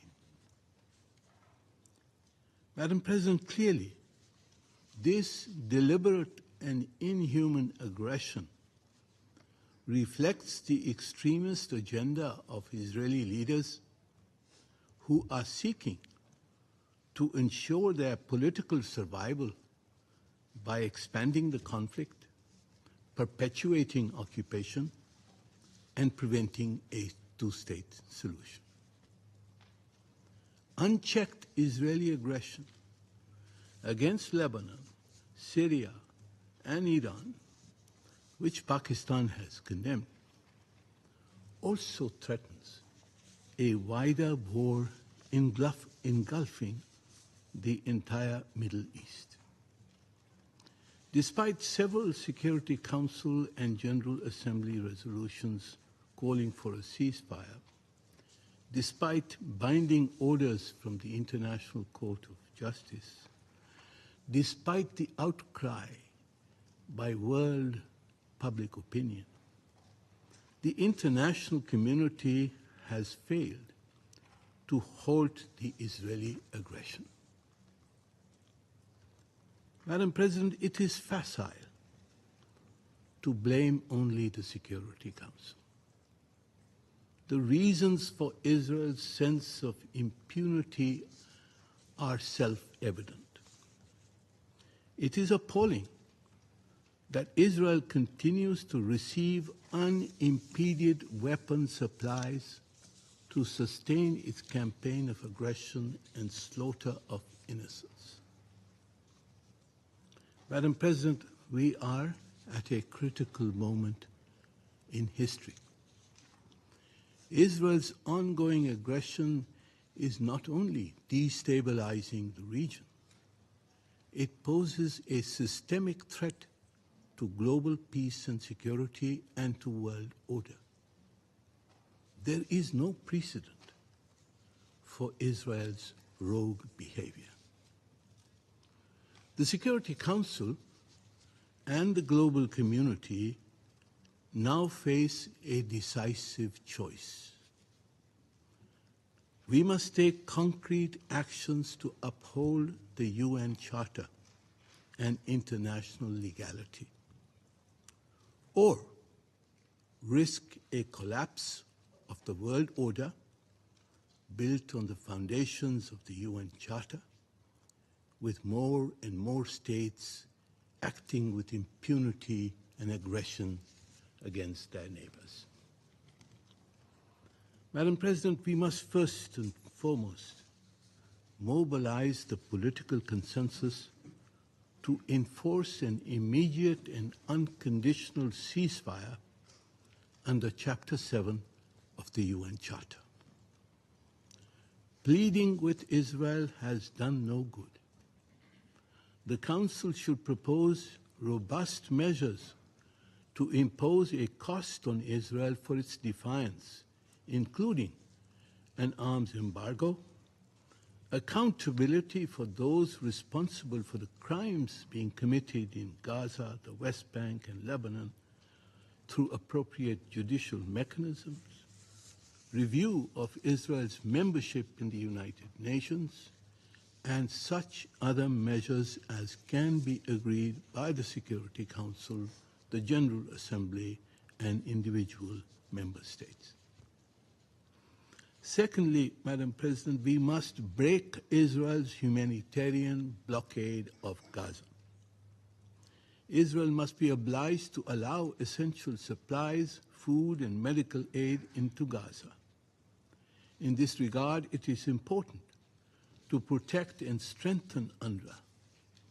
Israel must not be permitted to delegitimize this vital agency, and international support for its mission must be guaranteed. And third, Madam President, we must initiate a political process for durable peace, especially through the implementation of UNRWA Resolution ES 10/24, including the immediate, complete, and unconditional withdrawal of all Israeli military forces from the occupied Palestinian territory, an end to Israel's unlawful policies and practices, the dismantling of illegal settlements, reparations for damages, compliance with ICJ's orders, implementation of the right of return of the displaced Palestinians, and ensurance that the Palestinian people will be able to exercise their right to self-determination and to establish a sovereign and independent contiguous state in their homeland. Madam President, Palestine must be immediately admitted as a full member state of the United Nations in order to make the two-state solution irreversible. Madam President, Pakistan calls on the Security Council and the international community to act decisively and fulfill their duty to maintain peace and security. The time for half measures has passed. We must act, and act now, to prevent further bloodshed and work towards a lasting solution based on humanity, on justice, and security for the Palestinians and for all the states of the region. Thank you, Madam President. I thank the representative of Pakistan for his statement, and I'll give the floor to the representative of South Africa. Thank you, Madam President. We thank the Swiss Federation for convening this open debate on the situation in the Middle East, including the Palestinian question. And we thank the Special Coordinator for the Middle East process for the briefing this morning. South Africa aligns itself with the statement delivered by the Republic of Uganda on behalf of the non-aligned movement. And we also align ourselves with the statement on behalf of the core group of the shared commitments in support of the United Nations Relief and Works Agency for Palestine refugees in the Near East, UNRWA. Madam President, yesterday, South Africa filed its memorial to the International Court of Justice in its application of the Convention on the Prevention and Punishment of the Crime of Genocide in the Gaza Strip, the South African versus Israel case. The memorial contains evidence which shows how the government of Israel has violated the Genocide Convention and continues to ignore and defy several orders on provisional measures of the ICJ. The evidence will show that undergirding Israel genocidal acts is the special intent to commit genocide, a failure by Israel to prevent incitement to genocide and genocide itself, as well as its failure to punish those inciting and committing acts of genocide. The evidence is detailed in over 750 pages of text, supported by exhibits and annexes of over 4,000 pages. While the memorial is comprehensive, nothing can fully capture the actual devastation of Palestinians living in Gaza as a result of actions of the State of Israel. South Africa's memorial is once again a reminder to the global community to remember the people of Palestine, to stand in solidarity with them, and to stop the catastrophe which has been possible only because Israel has failed to comply with its international obligations despite the orders of the ICJ and actions and interventions of numerous UN bodies. President, last week we commemorated the signing of the Charter of the United Nations 79 years ago. The UN was created to save succeeding generations from the scourge of war. To live up to this aspiration, all nations must insist on compliance with the UN Charter and international law. The action taken by South Africa and joined by other states is primarily to stop a genocide in Palestine peacefully by holding Israel accountable in the institutions set up by the UN for this very purpose. Israel has effectively been granted unprecedented impunity to breach international law and norms, which has imperiled the institutions of global governance that were established to hold all states accountable. The recent developments in Palestine and the wider Middle East region are alarming. Despite our collective warning and appeal for cessation of hostilities in Gaza and the region, the situation is deteriorating by the day. This is despite the UN Security Council on 10 June 2024 adopting Resolution 2735, which welcomed the ceasefire proposal that emerged following diplomatic efforts by Egypt, Qatar, and the United States. The resolution proposed a comprehensive three-phase ceasefire deal to end the war in Gaza, and it urged both Israel and Hamas to implement it fully and without delay and conditions. Unfortunately, since then, the Israeli occupying state has continued to violate this resolution and persisted in violations of international law, including by intensifying its genocide and also perpetrating extrajudicial killings.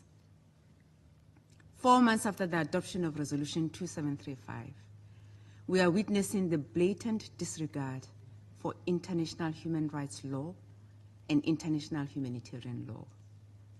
We are appalled by the continuing violence against Palestinians, as well as the shocking targeted attacks on schools and medical facilities sheltering Palestinians.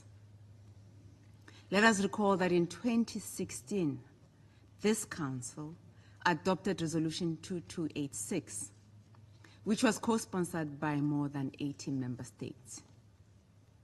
This resolution condemned attacks and threats against the wounded and sick, medical personnel and humanitarian personnel exclusively engaged in medical duties, their means of transport and equipment, as well as hospitals and other medical facilities.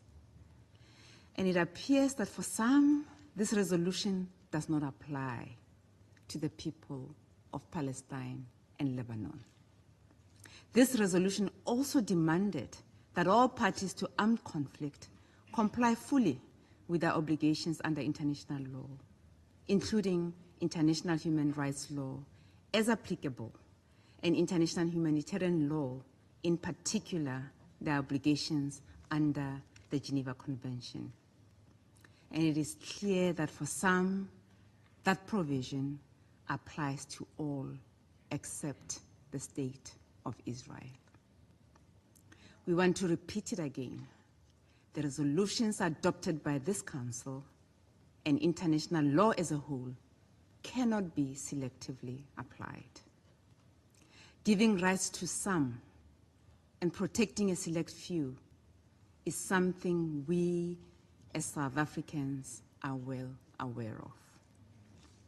Madam President, the measures being taken by Israel against UNRWA, including the adoption of legislation by the Israeli parliament to prevent UNRWA from continuing its life-saving operations and essential work in the occupied Palestinian territory, including East Jerusalem, must be deplored. Israel's banning of UNRWA is an additional violation of international law and contravenes the provisional measures mandated by the ICJ, which require immediate and effective steps to ensure the provision of essential services and humanitarian aid to alleviate the severe living conditions of Palestinians in the Gaza Strip. As the occupying power, Israel is further obligated under the 4th Geneva Convention, specifically Article 59, to facilitate humanitarian assistance to the population across the entire occupied Palestinian territory. South Africa reaffirms its full support to UNRWA's indispensable role in providing life-saving humanitarian assistance and human development services. The agency is the backbone of humanitarian operations in Gaza, and it has championed human development for Palestinian refugees in the occupied Palestinian territory, Jordan, Lebanon, and the Syrian Arab Republic. It is therefore important for the countries to reaffirm their political and financial support for the vital work of the agency. To curtail its operation is to condemn the Palestinians to even more death and suffering. Operationally, the entire humanitarian response in Gaza, which rests on UNRWA's infrastructure, will disintegrate.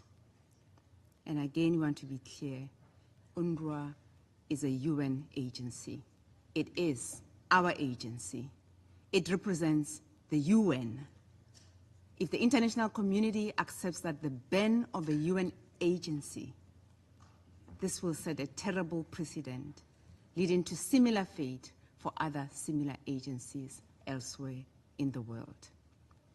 This will spur disaster for the multilateral system of goodwill and all the millions whose safety and well-being are dependent on such agencies. We reiterate our call to the international community to maintain their solidarity with UNRWA and provide the necessary financial and political support to the agency.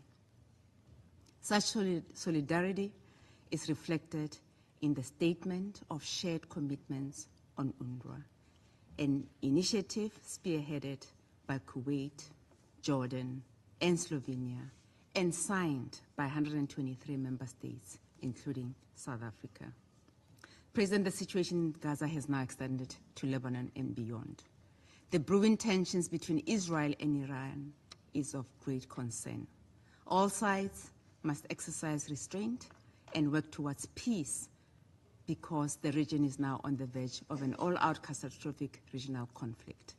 South Africa has continually stressed that irrespective of whether states believe that their use of force is lawful, it is never wise to resort to war, as inevitably it is ordinary people who suffer the most as a consequence of war. I thank you.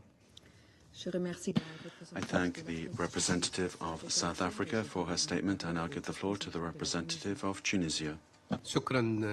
Thank you, Madam President. I congratulate Switzerland for its successful leadership of the Council this month, and I thank Switzerland for holding this important meeting today. I thank Mr. Wennesland for his briefing. Once again, I reaffirm Tunisia's support to and appreciation of the Secretary General's efforts towards a ceasefire in Gaza and Lebanon, and to ensure de-escalation in the Middle East.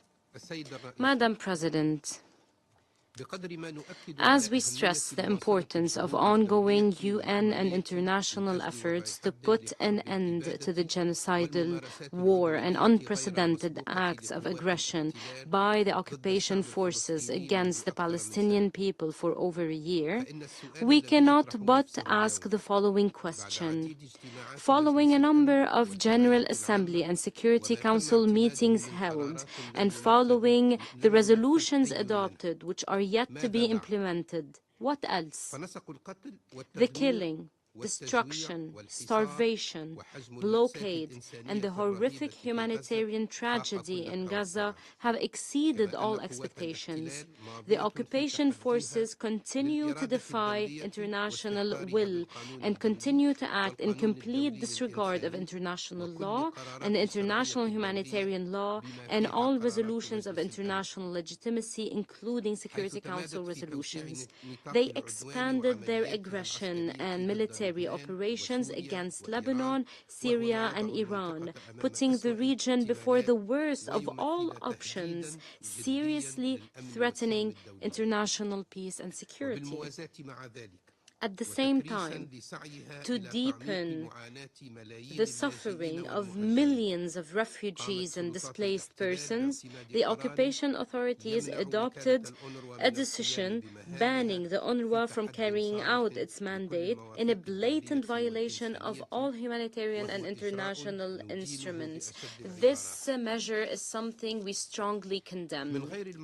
It is unacceptable for the international community to remain silent vis-à-vis these acts of aggression and crimes. It is unacceptable for the international community to stand idly by while the suffering of Palestinians in Gaza and other occupied Palestinian lands continue, while the repeated displacement and systemic killing, while the prevention of the delivery of humanitarian assistance and targeting of medical and relief staff continue. Since the beginning of the aggression, we called upon the international community and the Security Council to shoulder their responsibility and impose a ceasefire and implementation of UN resolutions while holding the occupation authorities accountable for their crimes and practices.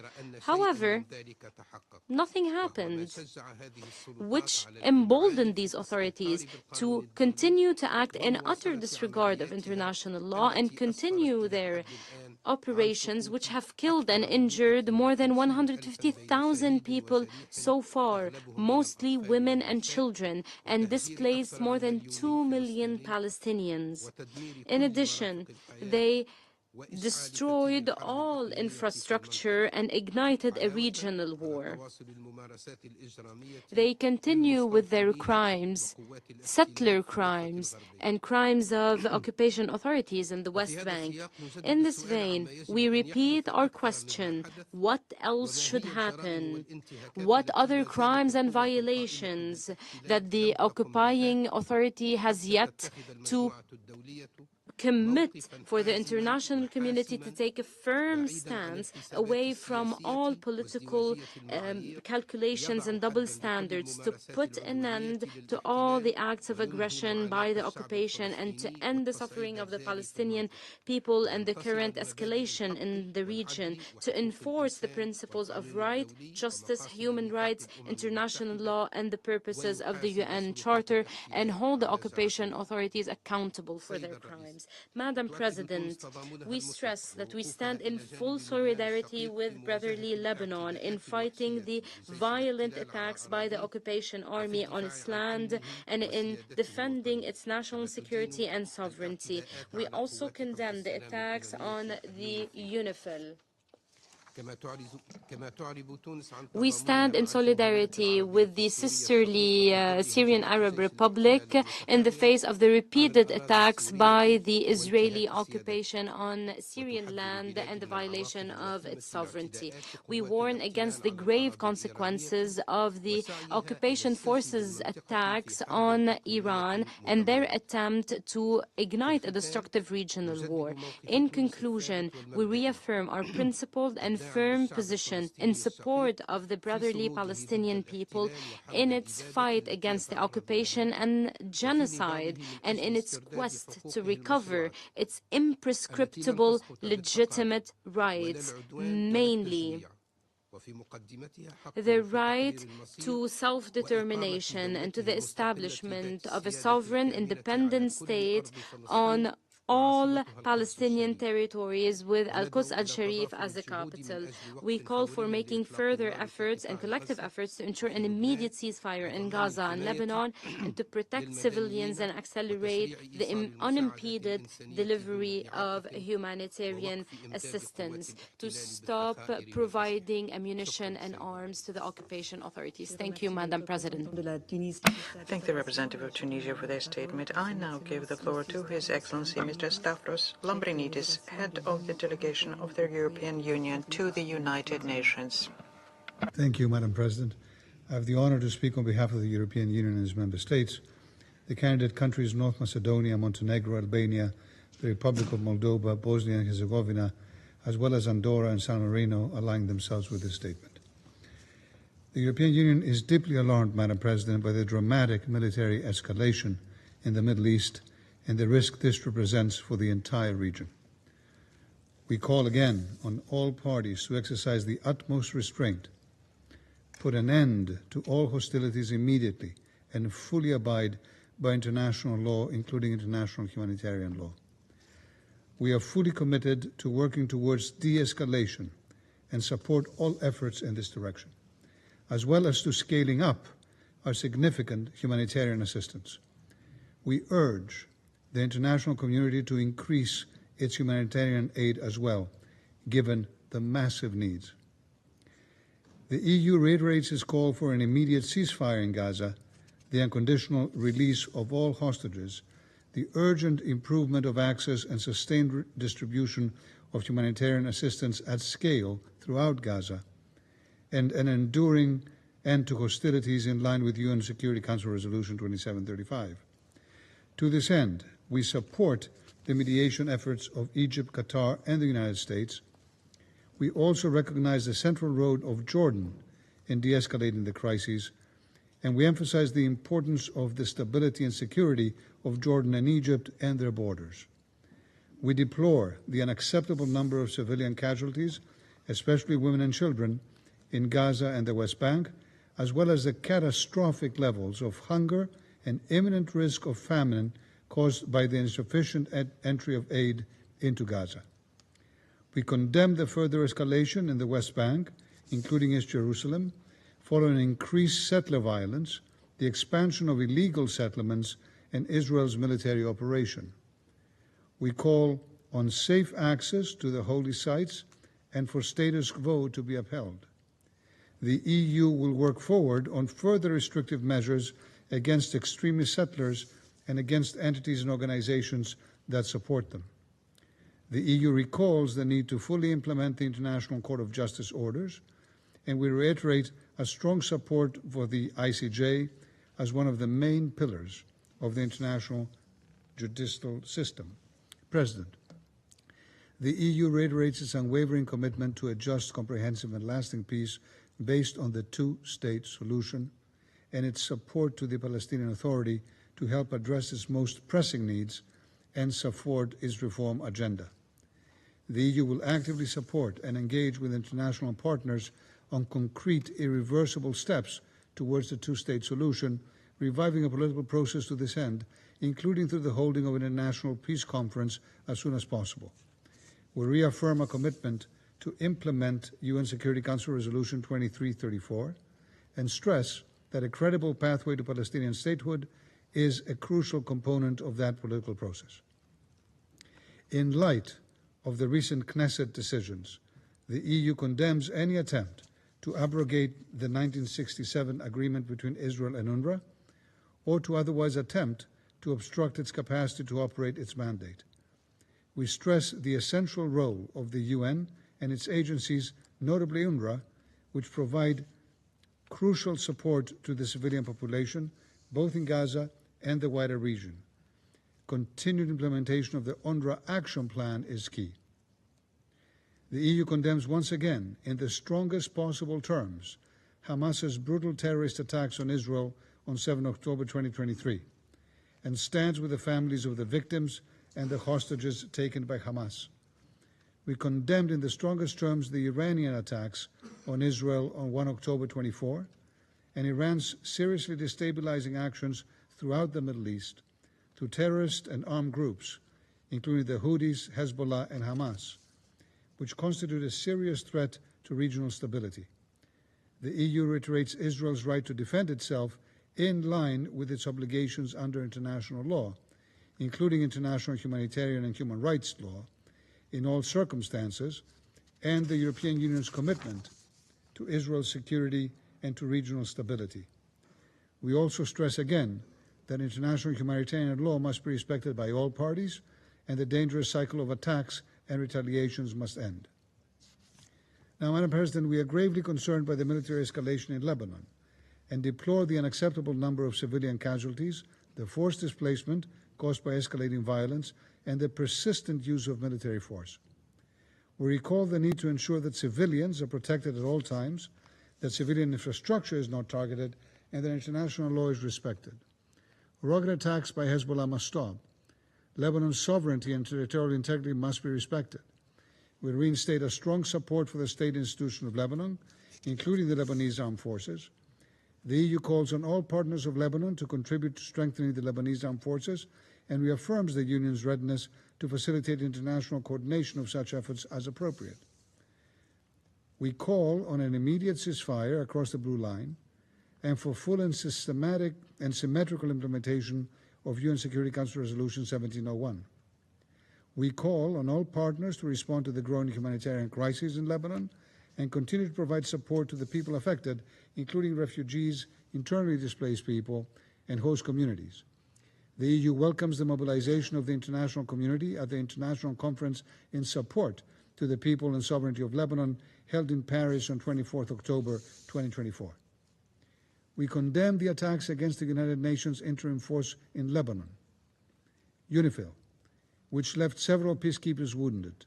Such attacks constitute a grave violation of international law, are totally unacceptable, and must stop immediately. The EU recalls that all actors have an obligation to take necessary measures to ensure the safety and security of UN personnel and property, and to respect the inviolability of UN premises at all times.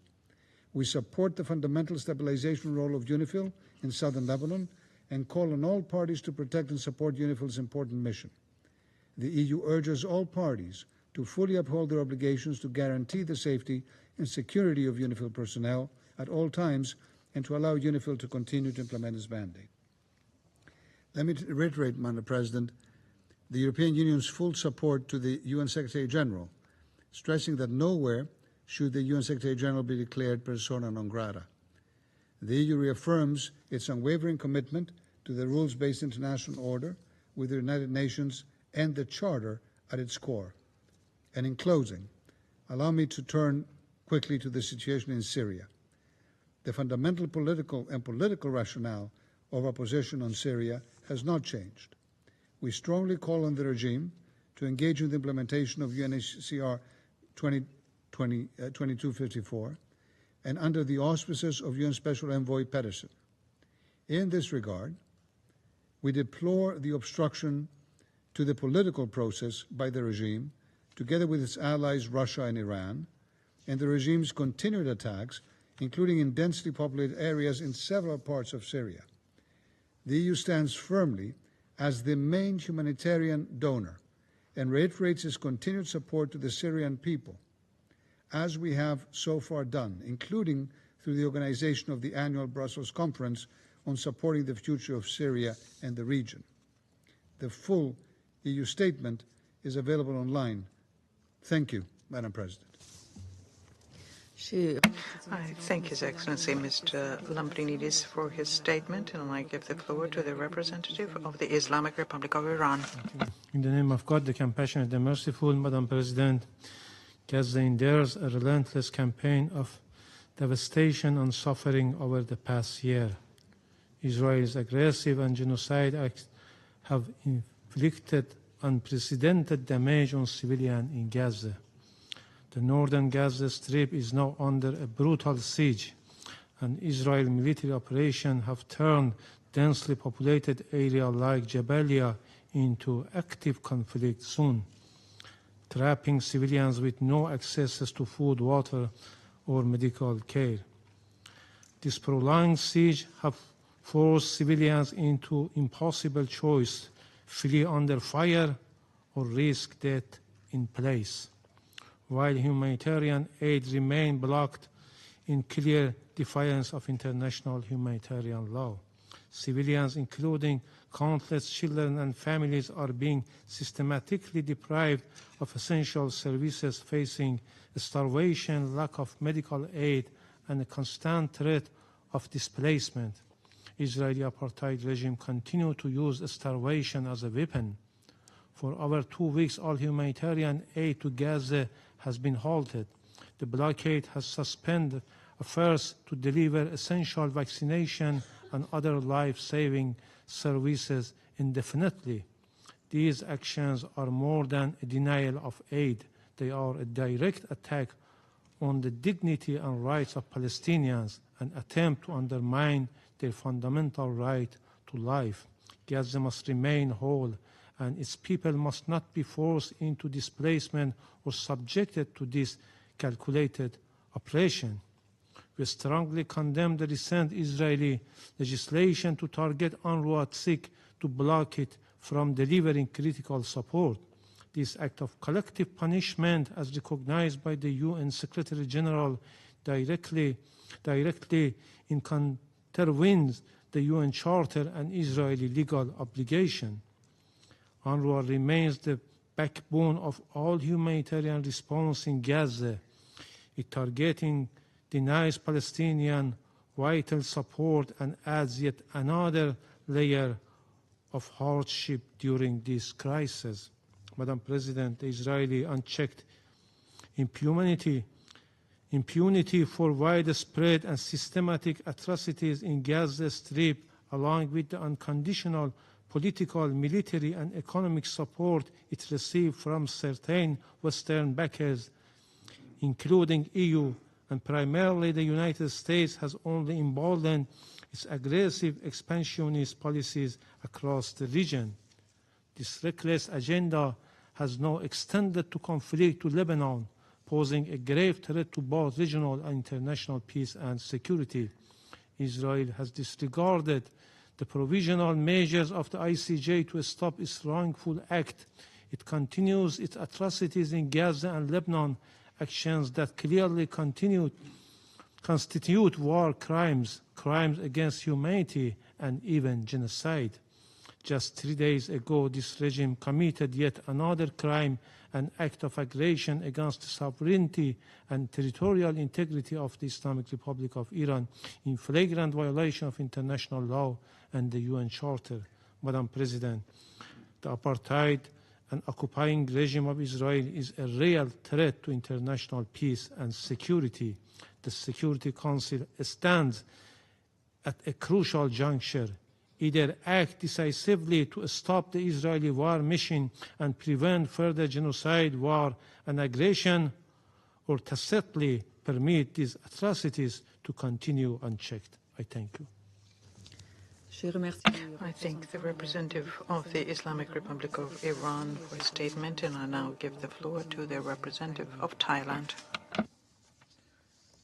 Madam President, thank you very much. I wish to thank the Swiss Federation for convening this quarterly open debate. Thailand expressed our grave concern over the unprecedented and escalating levels of violence and the deterioration of the humanitarian situation in Gaza and the region. We repeat our call for the immediate, full and complete ceasefire. We appeal to all sides to comply with their obligations under international law, including the UN Charter, international humanitarian law, as well as relevant UNSC resolutions. In this regard, it is an urgent issue for the Security Council to uphold its mandate and act to implement its own resolutions. Thailand opposes all forms of violence and attacks against civilians, regardless of their nationalities. We also oppose actions that would result in forced displacement or transfer of civilians from Gaza. Protection of civilians must be a priority at all times. This includes the protection of UN staff and the UN premises. We also reiterate our plea for the immediate and unconditional release of all remaining hostages, including Thai nationals, as well as their proper treatment and care pending their release. Madam President, as hostilities continue intensively, Thailand calls for the continued provision of the needed humanitarian assistance to all civilians. We emphasize the need to ensure uninterrupted humanitarian access, the protection of humanitarian personnel and their freedom of movement, and the unimpeded provision of urgently needed basic humanitarian services in Gaza. In this regard, UNRWA's role is indispensable and irreplaceable. It is the backbone of aid response to generations of Palestinians in Gaza and the wider region. It is a pillar of regional stability. Thailand commends the agency's unwavering dedication to fulfill its mandate with the principles of neutrality, impartiality, and independence. We echo the Member States' concern of the serious humanitarian, political, and security risks that would result from any interruption of suspension of its irreplaceable work. Madam President, at a time of heightened tension, Thailand is alarmed of threats and dangers posed toward UN personnel, including peacekeepers, as well as its premises. As long-standing troops and police contributing countries, we urge all parties to ensure the safety and security of UN personnel and to respect the inviolability of UN premises at all times. Thailand adheres to the fundamental principle of the UN Charter and emphasizes a vital role of the Secretary General in advancing the purposes of the UN in pursuit of international peace and security, including the lasting peace in the Middle East. We continue to call on all parties for the escalation in this volatile situation. Thailand reaffirms our support for genuine dialogue to find a mutually agreed, peaceful solution to the issue, in accordance with the two-state solution, by which the states of Israel and Palestine live side by side in peace and security, within secure and recognized borders, and inconsistent with relevant Security Council resolutions. Thank you, Madam President. I thank the representative of Thailand for his statement, and I now give the floor to the representative of Spain. Thank you, Madam President. It's been more than a year now since the brutal terrorist attacks of Hamas against Israel, and Spain renews its support to the families of the victims and the hostages kidnapped by Hamas. Regional violence, particularly since the beginning of the land offensive of Israel in Lebanon and the back-and-forth attacks between Iran and Israel, have changed the situation in the region. We are extremely concerned at the dramatic military escalation and by the risk that this represents for the whole region. We urge all of the parties to act with maximum constraint and put an end to hostilities immediately. The suffering of the civilian population in Gaza, which has exceeded 43,000 victims killed, and the long captivity of the hostages is unbearable. The recent attacks on hospitals and schools throughout the Gaza Strip show that there is no secure place for civilians in Gaza. Spain robustly condemns these unjustified acts of deliberate violence, and we demand immediate compliance with the provisional measures issued by the ICJ. A permanent ceasefire continues to be the key for a de-escalation in the region and the only way to alleviate the suffering of the civilian population in Gaza, with the rapid, massive and uninterrupted entry of humanitarian aid and the release of the hostages, and in accordance with Resolution 2735 of this Council. That's why we continue to support the mediating efforts of Qatar, Egypt and the US. In the context of the humanitarian crisis, the United Nations Nations, particularly UNRWA, plays a vital role for the refugees in Gaza and the entire region. That's why we condemn the approval of legislation preventing UNRWA from operating in the occupied Palestinian territories, and we lament the death of 231 UNRWA workers. As President of the Consultative Committee on UNRWA, Spain is actively working to raise the profile of the organization and to help UNRWA prepare for the phase of stabilization and reconstruction in Gaza. The obstruction of humanitarian work is unacceptable. Respect for international law and international humanitarian law must be the guide for the international community. The end of hostilities will be fundamental to move towards stabilization and reconstruction. For that, we need Gaza and the West Bank to be controlled by one government in Gaza and the West Bank by the Palestinian Authority. They are our partners in peace, and they require the support of the international community. That's why this support needs to be given to the reforms that have begun to be applied by Prime Minister Mustafa, but that will not be sufficient if the Palestinian Authority does not have access to its own resources, which Israel must release. In order to face coming threats for the Palestinian Authority, it needs a political prospect to give a horizon of future and dignity. This is key to the political situation, a first step in bringing about the two-state solution. This is the only way towards peace in the region. That's why, once again, we call for the holding of a peace conference with the parties and the international community. This is the best framework to make progress. The United Nations must make its own this proposal and make it a reality so that it is done with the greatest possible international legitimacy. The meeting in Riyadh tomorrow will give us the opportunity to implement the two-state solution and find a specific formula to move towards lasting peace in the region. We're concerned at the increase in violence in Lebanon and the number of civilian and victims and displaced. We call for a ceasefire that will enable the full implementation of Resolution 1701 of the Security Council, including elements necessary for a long-term solution. The sovereignty of Lebanon must be respected. Spain has condemned the attacks against densely populated areas in Lebanon, as we also repeatedly condemned the Hezbollah attacks against Israel. We've mobilized €5 million in humanitarian aid in 2024, €1.6 million in recent weeks, and 12 tons of sanitation and medical equipment have been delivered to Beirut. The attacks on peacekeeping operations are against international law. We condemn attacks on UNIFIL. We call upon the parties to meet their obligations and guarantee the security of all of its personnel.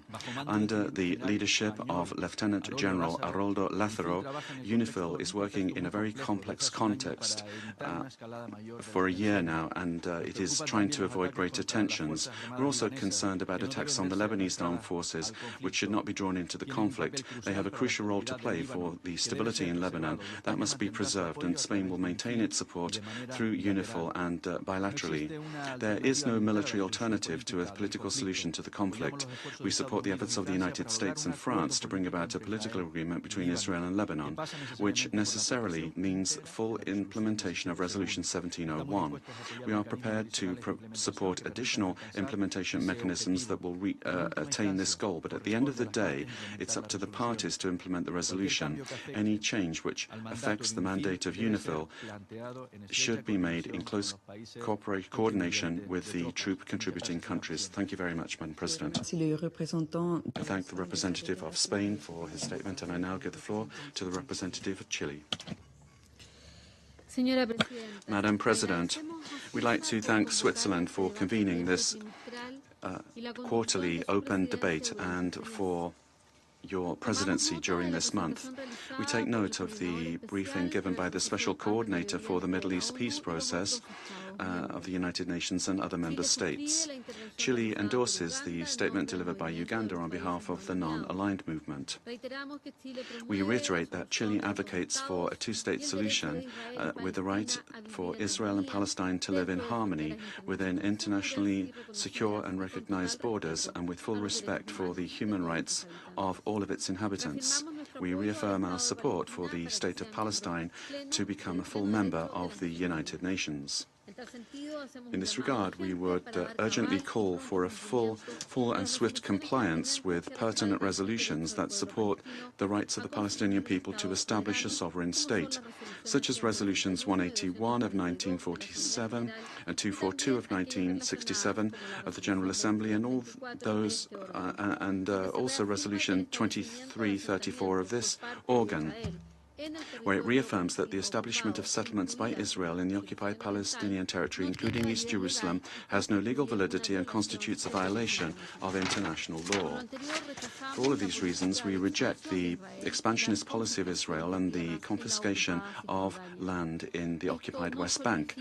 This does not strengthen any of the parties, much rather it stokes tensions, and it's a step in the wrong direction if we want to find a negotiated solution of two states.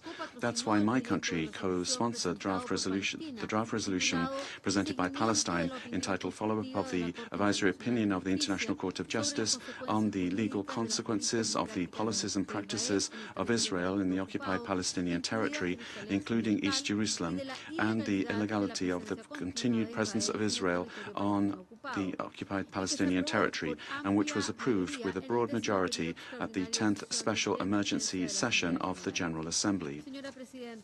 Madam President, Chile has unreservedly condemned the actions of Hamas, as we condemn all terrorist acts that consist of violence and hostilities against a civilian population. We call for the immediate and unconditional release of all hostages still in the hands of Hamas, ensuring their well-being and that they are treated in accordance with international law. Undoubtedly, the terrorist acts carried out by Hamas on the 7th of October last year and the indiscriminate response of the State of Israel on the civilian population living in the Gaza Strip, and which has also affected the West Bank, are an infringement of respect for the UN Charter, international law, and international humanitarian law. We're alarmed at the repercussions and ramifications that this conflict has for the rest of the region. We join our voices with those calling for an immediate and permanent ceasefire, for a greater flow of humanitarian assistance towards Gaza, for guarantees for full, immediate, safe, unhindered, and sustained access for humanitarian assistance. That means that all obstacles to this help need to be removed, and all land routes for entry need to be facilitated in order to bring aid into the Gaza Strip. We're concerned at the siege imposed by Israel on the Gaza Strip, because this is meaning that the population does not have its basic needs covered, such as food, water, medicines, and fuel. This is leading to a generalized hunger and disease. We praise the initial vaccination campaigns against polio in Gaza that were made during humanitarian pauses, but more children at risk need to be reached. We are dismayed to learn that the campaign has had to be postponed in the north, areas of the north, due to violence. Clearly, polio will spread if the final phase of the vaccination campaign continues to be delayed in reaching the north. We encourage all of the parties involved, as well as the international community, to continue to work to put an end to this war. This will only be possible through diplomatic means and through dialogue. We recognize the efforts and the results that friendly countries have carried out in order to try to reduce tensions. There can be no doubt that the protection of human life must be our utmost priority, and up until this time, the Security Council has not been able to control the situation. We urge that there be genuine awareness of the devastating consequences that this war is having on this and future generations. This spiral of violence continues to lead to the loss of lives of thousands of Palestinian civilians, and food insecurity is affecting virtually the entire population of the Gaza Strip. We are particularly sensitive to the plight of women and innocent women and children that have suffered in this disaster. We underscore that violence cannot be solved with more violence. We extend our profound solidarity with all of those that have been wounded. We call for the full implementation of the 4 resolutions approved by this organ, 2712 and 2720, adopted last year, and 2728 and 2735 of this year. We would recall that all resolutions of this organ are binding and must be complied with and respected. We stress the press statement that this organ issued on the 10th of May with regard to mass graves in Gaza. We recall Resolution 2730 of the Security Council adopted on the 24th of May this year, which requires all of the parties to a conflict to meet their obligations under international law and calls upon all states to immediately carry out exhaustive and impartial investigations with regard to violations perpetrated against humanitarian staff and the United Nations. We reiterate our full support to the dedicated and valuable work that the United Nations is doing and its agencies, and in particular UNRWA, on the ground. We very much regret the death of its staff in this war and also of humanitarian staff from other agencies. In this regard, we condemn all attacks against UNRWA workers and premises that are providing schools and shelters. We recognize the essential function of UNRWA for millions of Palestinian refugees, and they need to have sufficient resources to carry out their activities. In this regard, we share the concern expressed by Commissioner General Lazzarini in his letter yesterday, and that was distributed to member states, alerting us to a law approved by the Israeli Parliament which restricts the activities of the agency to provide humanitarian assistance and other services for Palestinian refugees in the occupied Palestinian territories by Israel in East Jerusalem, Gaza and the West Bank. As indicated in that letter, my country, Chile, is especially worried about the humanitarian consequences that could result from its implementation, leaving millions of Palestinian refugees in even worse trouble. We condemn this decision and stress the fact that UNRWA has a mandate granted by the General Assembly of this organization, so this legislation is a serious precedent for the international system. Madam President, once again, we would echo the call of the Secretary-General himself and the respective heads of various UN agencies for tensions to be reduced.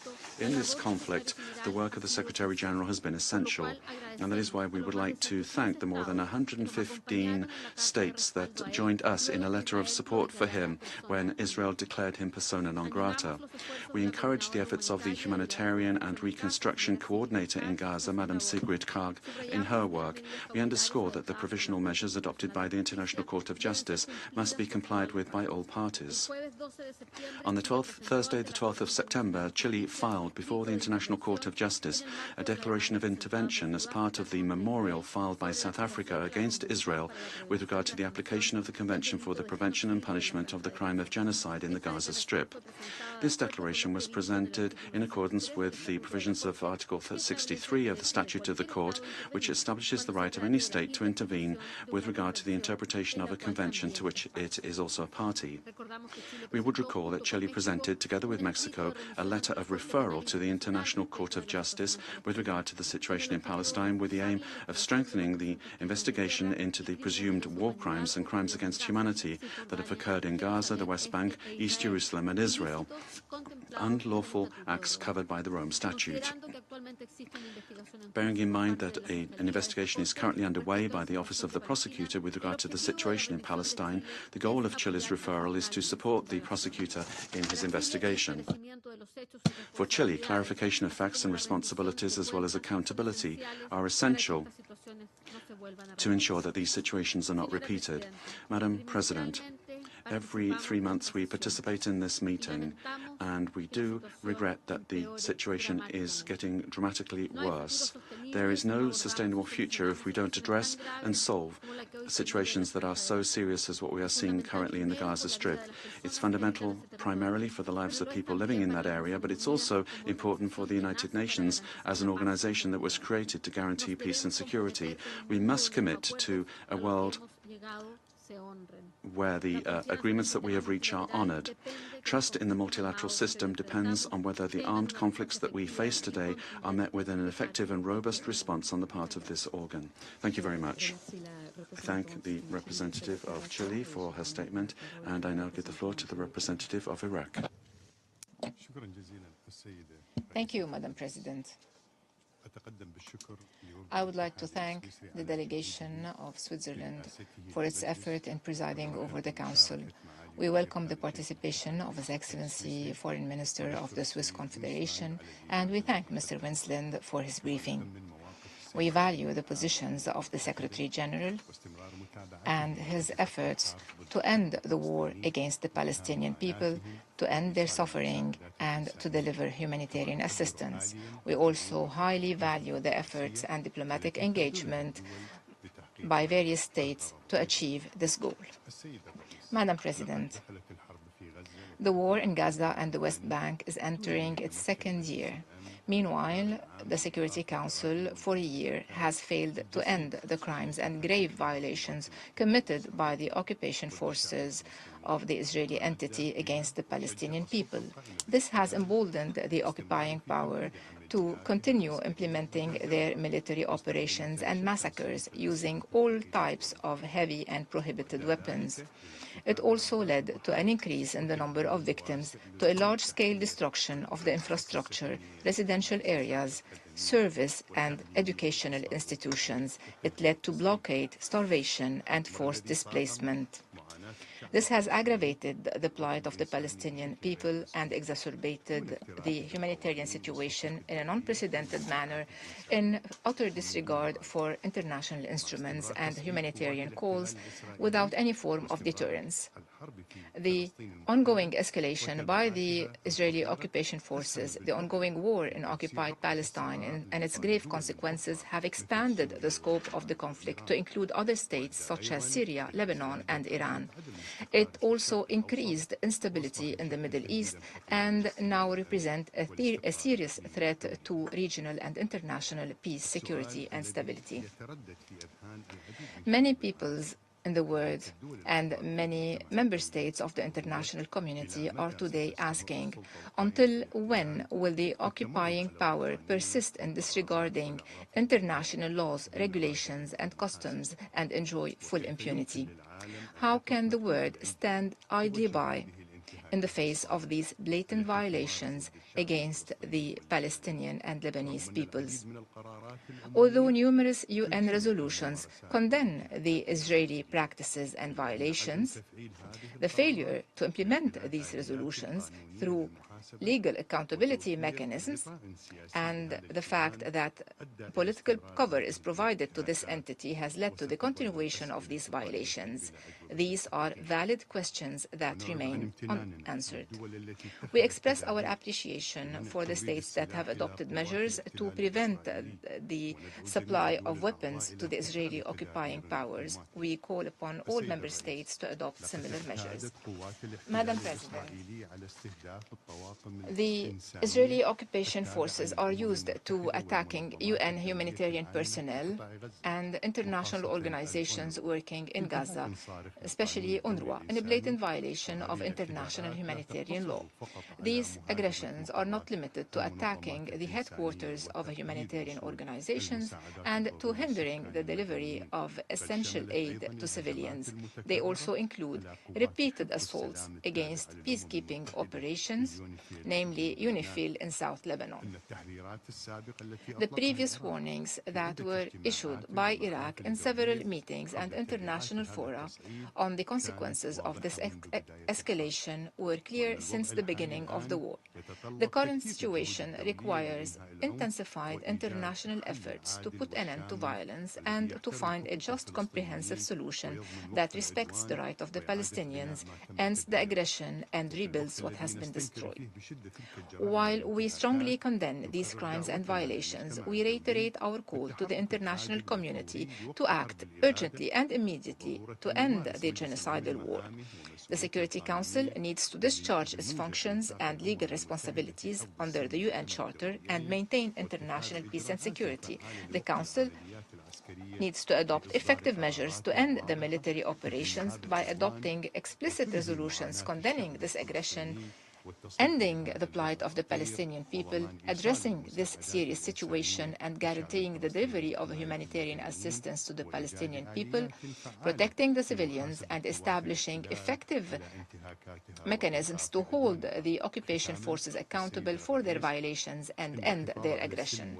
In conclusion, Madam President, maintaining peace, security, and stability in the Middle East will only happen by putting an end to the Israeli aggression, ending the occupation, and securing justice and dignity for the Palestinian people. Iraq, through its communication and regional and international engagement, is supporting the serious international efforts to reach a ceasefire in the Gaza Strip. This is the way to restore stability in the region, to end the current tensions, and to find sustainable solutions to the Palestinian question and to achieve sustainable security in the region. Iraq renews its solidarity with the government and people of Lebanon in view of the Israeli aggression. We express our solidarity with the Syrian Arab Republic. Iraq renews its support for the Palestinian people in achieving their aspirations and right to self-determination and to establish their independent state with Al-Quds al-Sharif as its capital. Thank you, President. I thank the representative of Iraq for their statement. I now give the floor to the representative of Peru. Thank you very much, Madam President. More than a year has passed since the terrorist attacks of Hamas against Israeli civilians and other nationalities on the 7th of October of 2023. Peru condemned these attacks immediately and robustly because we are a country that in the past has suffered the violence of terrorism, and therefore we reject it in all its forms and manifestations. Unfortunately, the situation in the Middle East has seriously worsened and continues to escalate. There have been a series of violent acts with worrisome developments. This increase in hostilities on various fronts throughout the Middle East constitutes a threat to international peace and security. Throughout last year, we've taken note with particular concern of the reports that speak to the serious and continuing worsening of the humanitarian situation in the Gaza Strip, where the civilian population is suffering alarming levels of food insecurity and lacks access to essential health services. Moreover, we are particularly concerned that since the 8th of October 2023, more than 200 employees of the United Nations Relief and Works Agency, UNRWA, have been killed due to attacks by the Israeli Defense Forces. The humanitarian work of UNRWA is fundamental in the Middle East. Peru rejects any action which would impede its operations and is looking forward to the report to be provided by the Secretary-General on this subject to the General Assembly. Both in the Gaza Strip as well as along the Blue Line, hostilities continue to lead to forced displacement. Peru contributes with staff to the United Nations Interim Force in Lebanon, UNIFIL, and that is why we are shocked by reports of attacks against positions of this peacekeeping operation. Madam President, given this devastating situation, Peru once again reiterates that all parties must comply with their obligations under international law, including international humanitarian law, particularly when it comes to the protection of civilians. This also applies to the right of self-defense and the exercise of that right, where the parameters established in Article 51 of the UN Charter must be strictly adhered to. We need to emphasize that there must be compliance with international humanitarian law in all circumstances, and their application does not depend at all on reciprocity. With regard to the situation in the Gaza Strip, Peru joins in the calls of the Secretary-General for a ceasefire, for the immediate and unconditional release of all hostages, and that there be full, rapid, secure and unhindered access for humanitarian assistance for the civilian population. With regard to the situation along the Blue Line, the parties must strictly adhere to Resolution 1701 of the Security Council and abstain from any action which would endanger the members of UNIFIL or prevent it from implementing its mandate. In this regard, we support the decision of the Secretary-General and of the UNIFIL Command to maintain their their positions. Likewise, the sovereignty and territorial integrity of Lebanon must be respected. Madam President, the situation in the Middle East is complex, and a long-term solution requires important political solutions in order to meet the commitments which we have undertaken. The first of these is the solution of two states, which should be implemented in accordance with international law and pertinent resolutions of the United Nations, particularly of the Security Council, given their binding nature. The political horizon is that Palestine and Israel should be two sovereign states coexisting peacefully with internationally recognized borders and full members of this organization. Another important point is that all member states must comply with the decisions of the Security Council and of the International Court of Justice, because both of them are binding in nature. This is the commitment which we undertake when we ratify the United Nations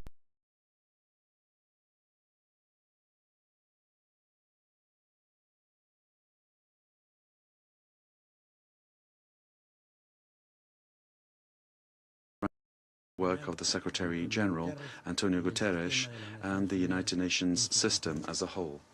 Thank you very much, Madam President. I thank the representative of Peru for his statement, and I now give the floor to the representative of Vietnam.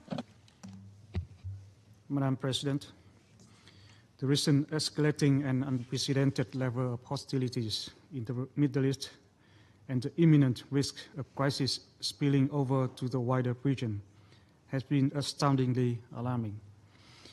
Vietnam renews its urgent call for an immediate, enforceable, and lasting ceasefire, not only in Gaza, but throughout the Middle East region, alongside the unconditional release of all hostages.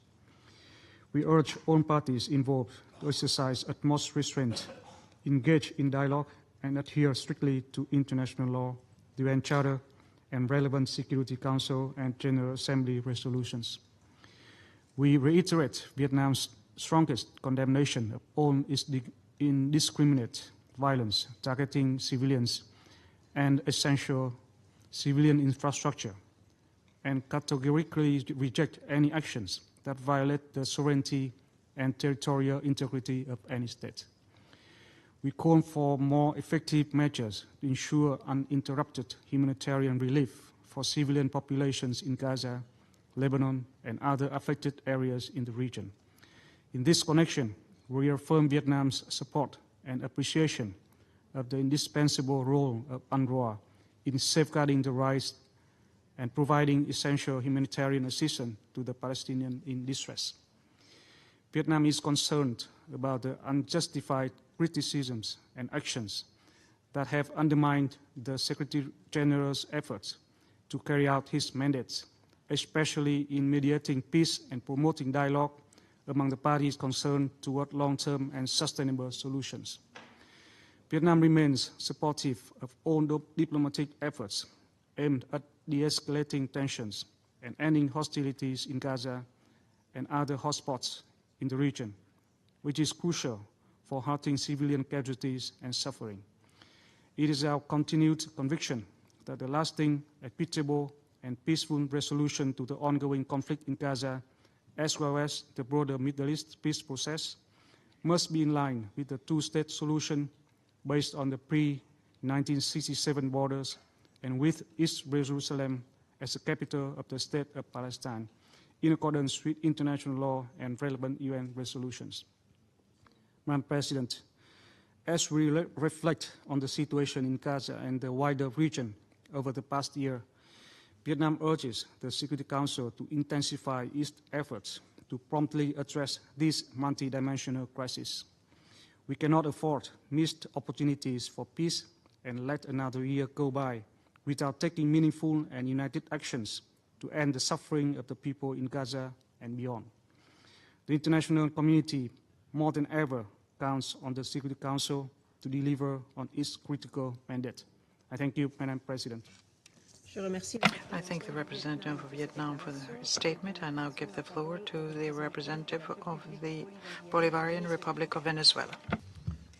Señora Presidenta, Madam President, more than a year has gone by since the last and most catastrophic spiral of violence, death and destruction that has laid waste to the Gaza Strip, and that, according to official figures, has claimed the lives of more than 43,000 children, women and Palestinian men. However, this figure doesn't include those that still may be under the rubble and may be only a fraction of the real number of the dead. We express our condolences to the families and loved ones of all the innocent civilians who have been killed or wounded as a consequence of the Israeli genocide currently underway. To this, we must add the efforts to bring about famine, to spread disease, destroy homes, communities, schools, hospitals, UN installations, and other vital civilian infrastructure. This is an unprecedented humanitarian disaster. We renew our commitment to the just cause of Palestine and our solidarity with its people, with whom we stand shoulder to shoulder in their fight to bring about for the inalienable right to self-determination and to make a reality of their legitimate national aspirations. We must redouble efforts to insist immediately upon accountability for the committing of atrocity crimes by Israel, the occupying power, against the Palestinian people, in which all relevant mechanisms of international justice are called upon to play a responsible role in order to put an end to the prevailing cycle of impunity. Madam President, this Security Council has a responsibility when it comes to the question of Palestine, which it has still not met. This is the organ that has the responsibility to maintain international peace and security, according to the mandate of the United Nations Charter. However, up until now, it has been prevented from exercising its functions due to the veto that is continually emitted by the United States. Over time, this has led to a framework of impunity that only favors the occupying power, causing great loss and suffering for the Palestinian people, particularly in these dark days in the Gaza Strip. In this context, we condemn the decision by Israel to systematically violate its legally binding obligations, including those deriving from norms of international humanitarian law, as well as resolutions of the Security Council with regard to the question of Palestine, which are legally binding pursuant to Article 25 of the United Nations Charter, as well as orders and provisional measures handed down by the International Court of Justice. We demand that the occupying power, which is not above the law, put an end to its contempt for international law. The time has come for this organ to approve a resolution demanding an immediate and permanent ceasefire, respected by all the parties, and that urgent measures be adopted within the powers conferred upon it by the United Nations Charter, aimed at stopping the direct or indirect delivery of anything that could be used to further prolong this tragedy and extend it beyond the occupied Palestinian territory. This would be a step in the correct direction in order to put an end to years of punishment and collective suffering borne by the civilian Palestinian population and the generalized destruction. It would also allow humanitarian agencies on the ground, including United Nations specialized agencies led by UNRWA, whose indispensable role, work and contributions we recognize and very much value, would allow them to provide support and quick assistance and unhindered assistance to those that desperately need this, including alleviating the acute food insecurity affecting the entire population and the horrible conditions of famine in the north of Gaza, as well as provide medical care, shelter, and other kinds of assistance to the civilian population which so desperately need them. We reject any attempt on the part of the occupying power to prevent UNRWA implementing its mandate and to effectively continue its work on the ground. We reject any attempt to evict the agency from its offices in East Jerusalem in occupied East Jerusalem and seize UN property, and also any attempt to strip it of its privileges and immunities. These illegal actions must cease. Madam President, today the situation on the ground is very serious given the lack of political will on the part of Israel, the occupying power, to bring about a just, comprehensive and lasting solution, which is shown by its rejection of all efforts aimed at putting an end to the shedding of blood.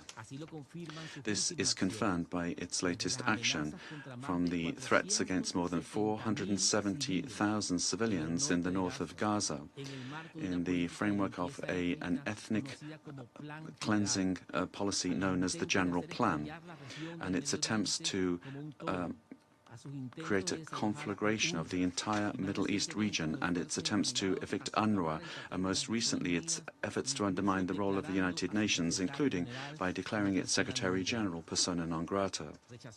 We reject this decision, and we condemn the repeated attacks of Israel against the sovereignty and territorial integrity of the Islamic Republic of Iran, the Syrian Arab Republic, and of Lebanon, which is a demonstration of its clear intention to expand the conflict to the entire Middle East region, with devastating consequences, both regionally as well as globally, if the occupying power is allowed to continue with its military incursions into the territory of other sovereign and independent nations. Moreover, we would like to take this opportunity to reiterate that the establishment of peace in the Middle East requires the withdrawal by Israel from all Arab-occupied territories, including the occupied Syrian Arab Golan and Lebanese territories. Madam President, in conclusion, the Bolivarian Republic of Venezuela reaffirms its commitment to contributing to preserving a credible political horizon which could lead to a just, comprehensive and lasting solution to the Israeli-Palestinian conflict in conformity with international law and relevant resolutions of the United Nations, leading to the inalienable right to the exercise of self-determination on the part of the Palestinian people.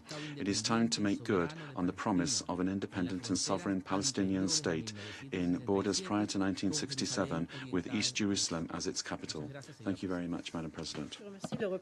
I thank the representative of the Bolivarian Republic of Venezuela for their statement. I now give the floor to the representative of Mauritania. Merci, Madame la Présidente.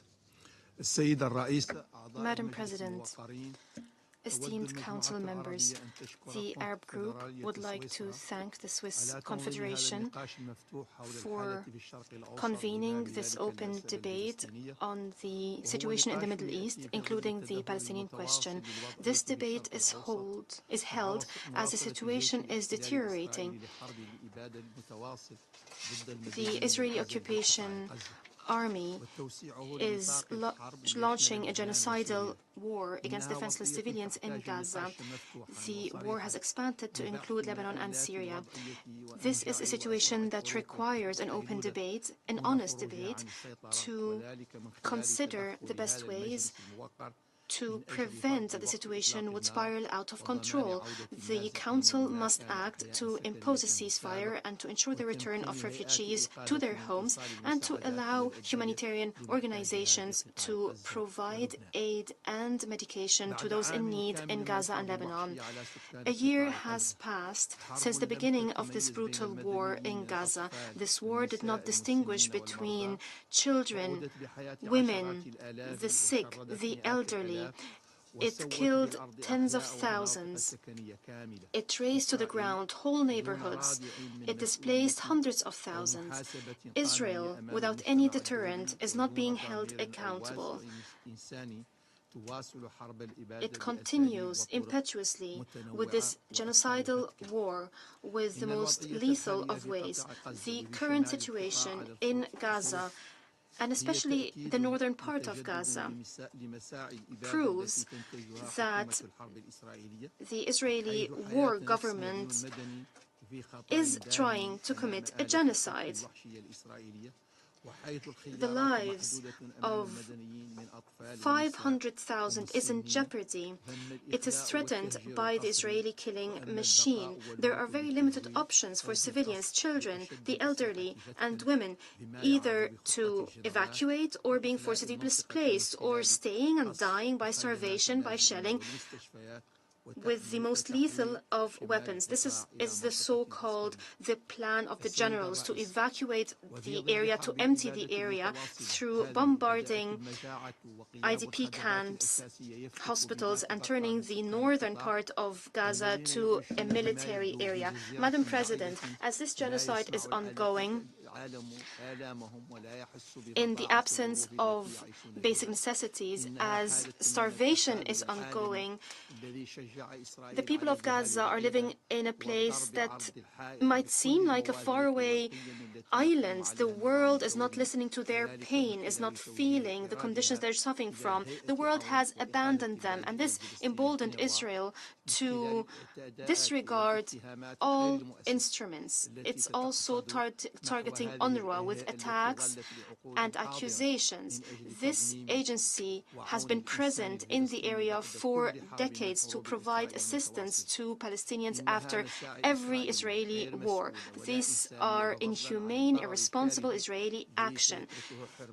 These actions are going to have a disastrous effect on Palestinians who are going to be deprived of the services of this agency.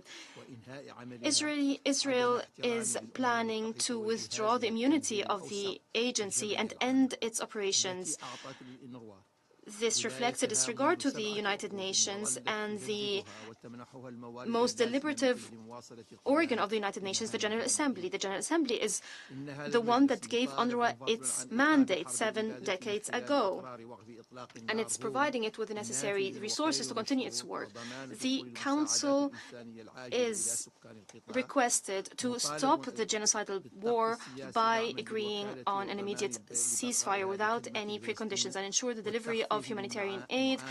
The Council must exercise political pressure to support the agency and to ensure that it stays in the service of Palestinians and to alleviate their suffering. The Arab group stresses the need to act immediately before it's too late. In this regard, we highly value the efforts made by Egypt and Qatar to reach a ceasefire agreement and to alleviate the suffering of the people in Gaza. Madam President, distinguished Council members, this Council is standing idly by regarding what is transpiring in the Middle East, and this is what is emboldening Israel to continue undermining international peace and security by launching indiscriminate wars in the region and continuing to disregard the resolutions of the GA and the Security Council. The GA is the only one that can end the mandate of the UNRWA. The ICJ stressed very clearly in its advisory opinion on the legal consequences of the practices and policies of Israel in the occupied Palestinian territory that the continued presence of the State of Israel in the occupied Palestinian territory is illegal, and Israel is obliged to end this presence as soon as possible. And all members of the United Nations are obliged not to recognize the legality of the situation emanating from this illegal presence. All member states are required not to provide any assistance to maintain this status that is emanating from the presence of the State of Israel in the occupied Palestinian territories. Madam President, we call upon the Council once again to use its mandate and its responsibility to maintain international peace and security and ensure the implementation of international law in the occupied Palestinian territory. It has to compel Israel to comply with the advisory opinion of the ICJ and ending the illegal occupation, inhumane occupation in Palestine. We call upon all member states of the United Nations, especially Council members, to abide by the advisory opinion of the ICJ and to stop providing Israel with weapons or any assistance that would perpetuate the occupation or would contribute to killing more Palestinian civilians in Gaza, the West Bank, and other countries. We remind those countries that are still providing Israel with arms and ammunition of their legal and moral responsibility for the lives of women, children, and the elderly that are being killed by the Israeli killing machine without any mercy for over a year. The killing, the displacement in the Gaza Strip continues. Now the number of victims amounts to 43,000. Hundreds of thousands are injured. Hundreds of thousands are displaced. They fled from starvation, from the siege, from disease. This is why we have to ask, when is it appropriate for the Council to act? What is the cost that Palestinians would have to bear? They're paying the cost with their lives, with their suffering. We said many times that stopping this genocide is not only an urgent human necessity, it is a true test to multilateralism, to this Council, to the United Nations, in short, a test to international law and human values. Madam President, the Israeli war has expanded to include Lebanon, with repeated attacks against Syria. The Arab group condemns the disregard to international peace and security by Israel. We stress that we stand with the brotherly Palestinian people that lost thousands within a few weeks, including journalists, women, children, paramedics. Basic infrastructure in Lebanon has been destroyed. Israeli occupation forces continue with their incursion, their land incursion, since the 1st of October 2024. This is a grave violation of Lebanon's sovereignty, territorial integrity, the Charter of the United Nations and Resolution 1701. This contributed to the escalation of the humanitarian crisis as a result of heavy bombardment in the southern suburb of Beirut and in Al-Baqa area. The Israeli aggression so far has caused the displacement of 1.4 million people. That means 1/5 of the people of Lebanon, including 400,000 children. The Arab group expresses its grave concern over United Nations reports indicating that Israeli attacks have been repeated against UNIFIL positions along the blue line. This led to injuries among peacekeepers and harmed the premises of UNIFIL. Our group condemns these attacks on UNIFIL. Peacekeeping forces and peacekeeping premises should enjoy inviolability. The peace and safety of peacekeepers must be protected by all parties and all times under international law. The Arab group calls upon the Security Council to compel Israel to stop its aggression immediately and to stop its violations of the sovereignty and territorial integrity of Lebanon. It must abide by an immediate ceasefire, and it must withdraw south of the blue line, and it must abide by its commitments under the Charter and Resolution 1701, 2735, and international humanitarian law. In conclusion, the Arab group calls for the end of the Israeli aggression against Palestine and Lebanon and the halt of repeated Israeli attacks against Syria. Immediate measures must be taken to deter the occupation entity from continuing with this criminal approach based on killing, based on bloodshed, destruction, and chaos. This threatens international peace and security and regional peace and security. It must be held accountable for these crimes. The Arab group stresses the need to implement relevant Security Council resolutions to end the Israeli occupation of Arab territories in Palestine, Syria, and Lebanon. I thank you, Madam President. I thank the representative of Mauritania for their statement. I now give the floor to the representative of Uganda. Madam Chair, Madam President, I'm honored to speak on behalf of the 121 member states of the non-aligned movement, NAM. At the outset, I congratulate the Swiss Federation upon the accession to the presidency of the Security Council this month and express appreciation for granting NAM the opportunity to present its position on the question of Palestine. The non-aligned movement NAM affirms its long-standing, common and principled position on the question of Palestine, which has lasted for over the past 7 decades. NAM reiterates that respect of the UN Charter, international law, and UN resolutions constitute the foundation for a just solution of the Palestine question as a cornerstone for regional and global peace and security in the Middle East. The Security Council has the primary responsibility for the maintenance of international peace and security in accordance with Articles 12 and 24 of the Charter.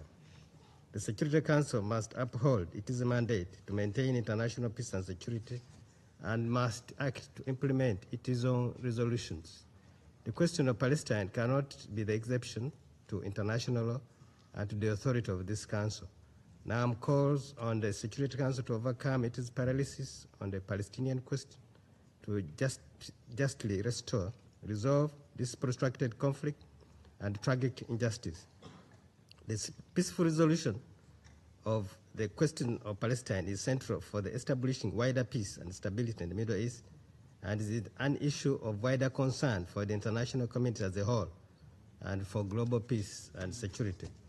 Madam President, NAM condemns in the strongest terms all forms of violence, particularly Israel military attacks and Israel collective punishment against Palestinian people, in grave breach of international law, including humanitarian and human rights law, including inter alia the killing and injury of tens of thousands of Palestinian civilians, many of whom are women, humanitarian workers, and journalists. Since October 2023, the Gaza Strip has been besieged by the Israeli-occupying forces and extremist settlers and settler militias in the West Bank, including East Jerusalem, leading to the wanton destruction of lives and property.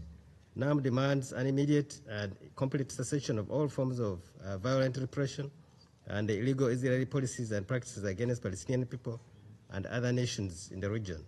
The non-aligned movement demands an immediate and permanent ceasefire in accordance with the relevant UN Security Council and General Assembly resolutions, including Resolution 2735 of 2024, which also called inter alia for the release of hostages and the exchange of Palestinian prisoners, the return of Palestinian civilians to their homes and neighborhoods in all areas of Gaza, and the safe and effective distribution of humanitarian assistance at scale throughout the Gaza Strip to all Palestinian civilians who need it. Alarmed by the growing number of victims, the majority of them children and women, NAM stresses the urgency of ensuring immediate and unhindered humanitarian access to address their medical and other humanitarian needs, including the grave impact of forced starvation and forced displacement on the civilian population throughout Gaza. Now members also express their grave concern about the treatment of Palestinian prisoners by Israel, especially child prisoners and detainees, including harrowing reports of violence, torture, solitary confinement, and prolonged administrative detention, inadequate access to proper medical care, education, family visits, and military trials. In this regard, NAM calls for proper international access to Palestinian prisoners and detainees, including children and women.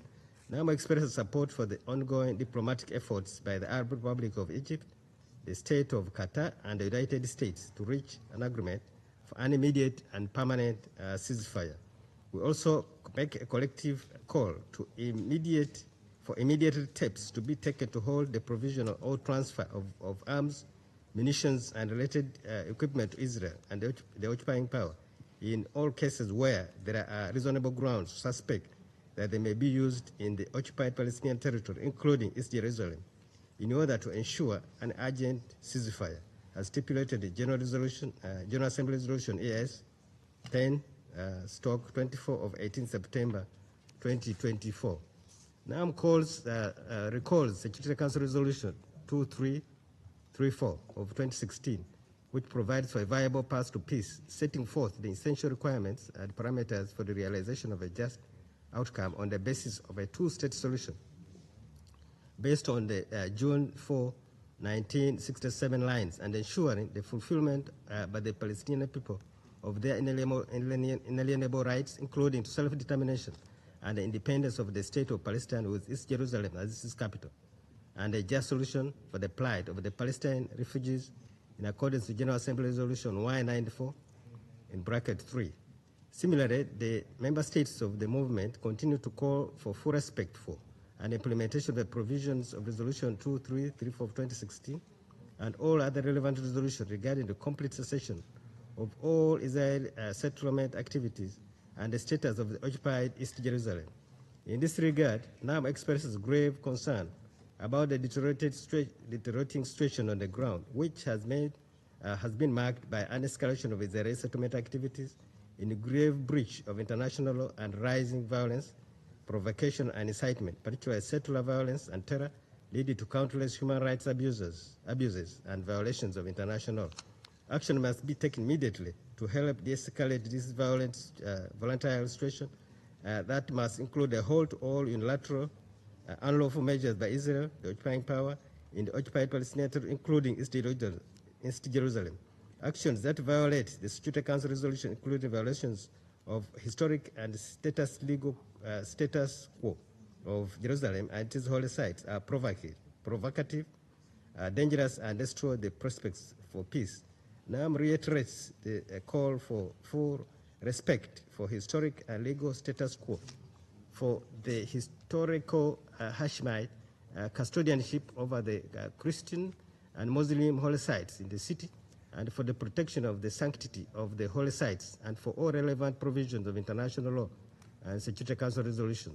NAM also commends the efforts of His Majesty Mohammed VI as chair of Al-Qad's Committee of the Organization of Islamic Cooperation, OIC. Madam President, NAM condemns the ongoing Israeli aggression against Lebanon for over a year, resulting so far in 2,546 civilian deaths and 12,000 injuries, including children, women, paramedics, and first responders.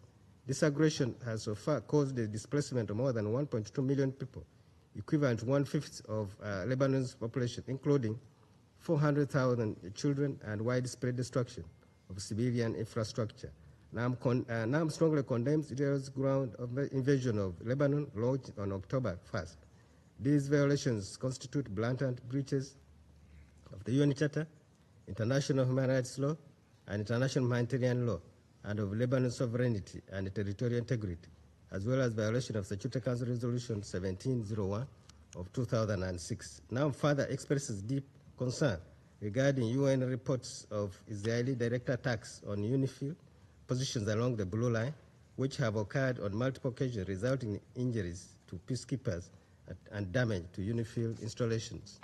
NAM strongly condemns all attack on UNIFIL and reiterates that peacekeepers and their premises are inviolable, and that their safety, security, and property must be guaranteed by all parties at all times in accordance with international law. NAM calls on Israel to immediately cease its aggression against Lebanon, put an end to its violations of Lebanon's sovereignty and territorial integrity, commit to an immediate ceasefire, withdraw south of the Blue Line, and to abide by its obligations under UN Charter, Security Council Resolution 1701 of 2006, and 2735 of 2024, human rights law and international humanitarian law. Madam President, NAM calls for the continued provision of the needed humanitarian and socio-economic assistance to the Palestinian people, including the Palestinian refugees.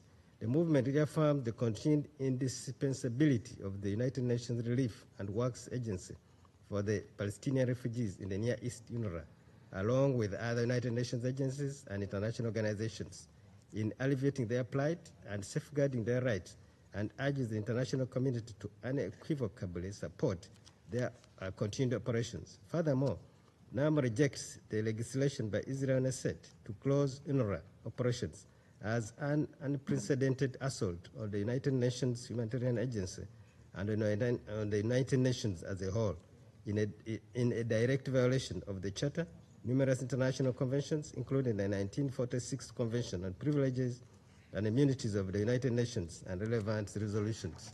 In this connection, the movement reiterates grave concern regarding the lack of accountability for all violations committed by Israel in the occupied Palestinian territory, including East Jerusalem.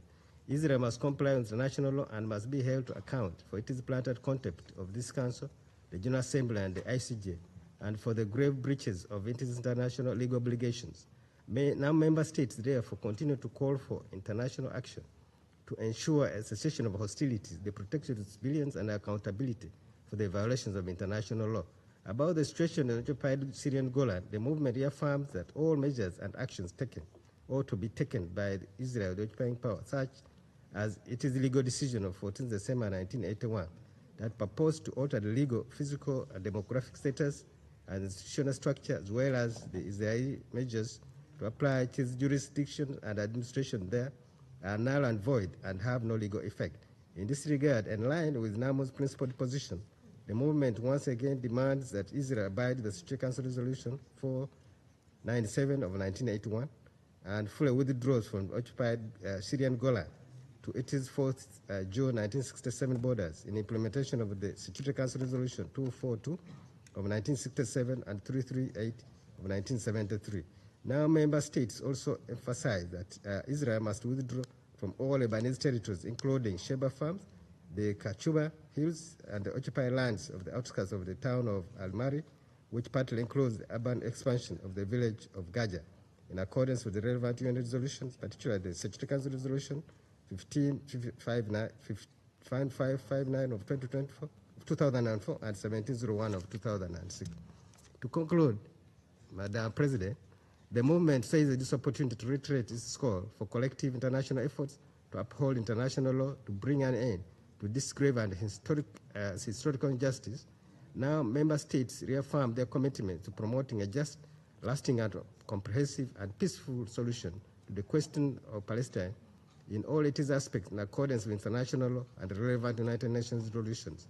NAM reaffirms its support for the Palestinian people in their struggle to achieve justice and fulfill their inalienable rights and legitimate national aspirations, including to self-determination, freedom, and independence in their sovereign and independent state of Palestine, with East Jerusalem as its capital, and stand ready to cooperate with and support the Security Council for the fulfillment of its responsibilities in this regard. I thank you, Madam Chair.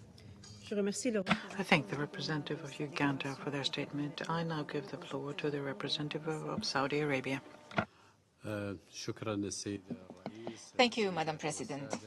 Ladies and gentlemen, at the outset, I would like to congratulate you for your efforts during the presidency of the Council.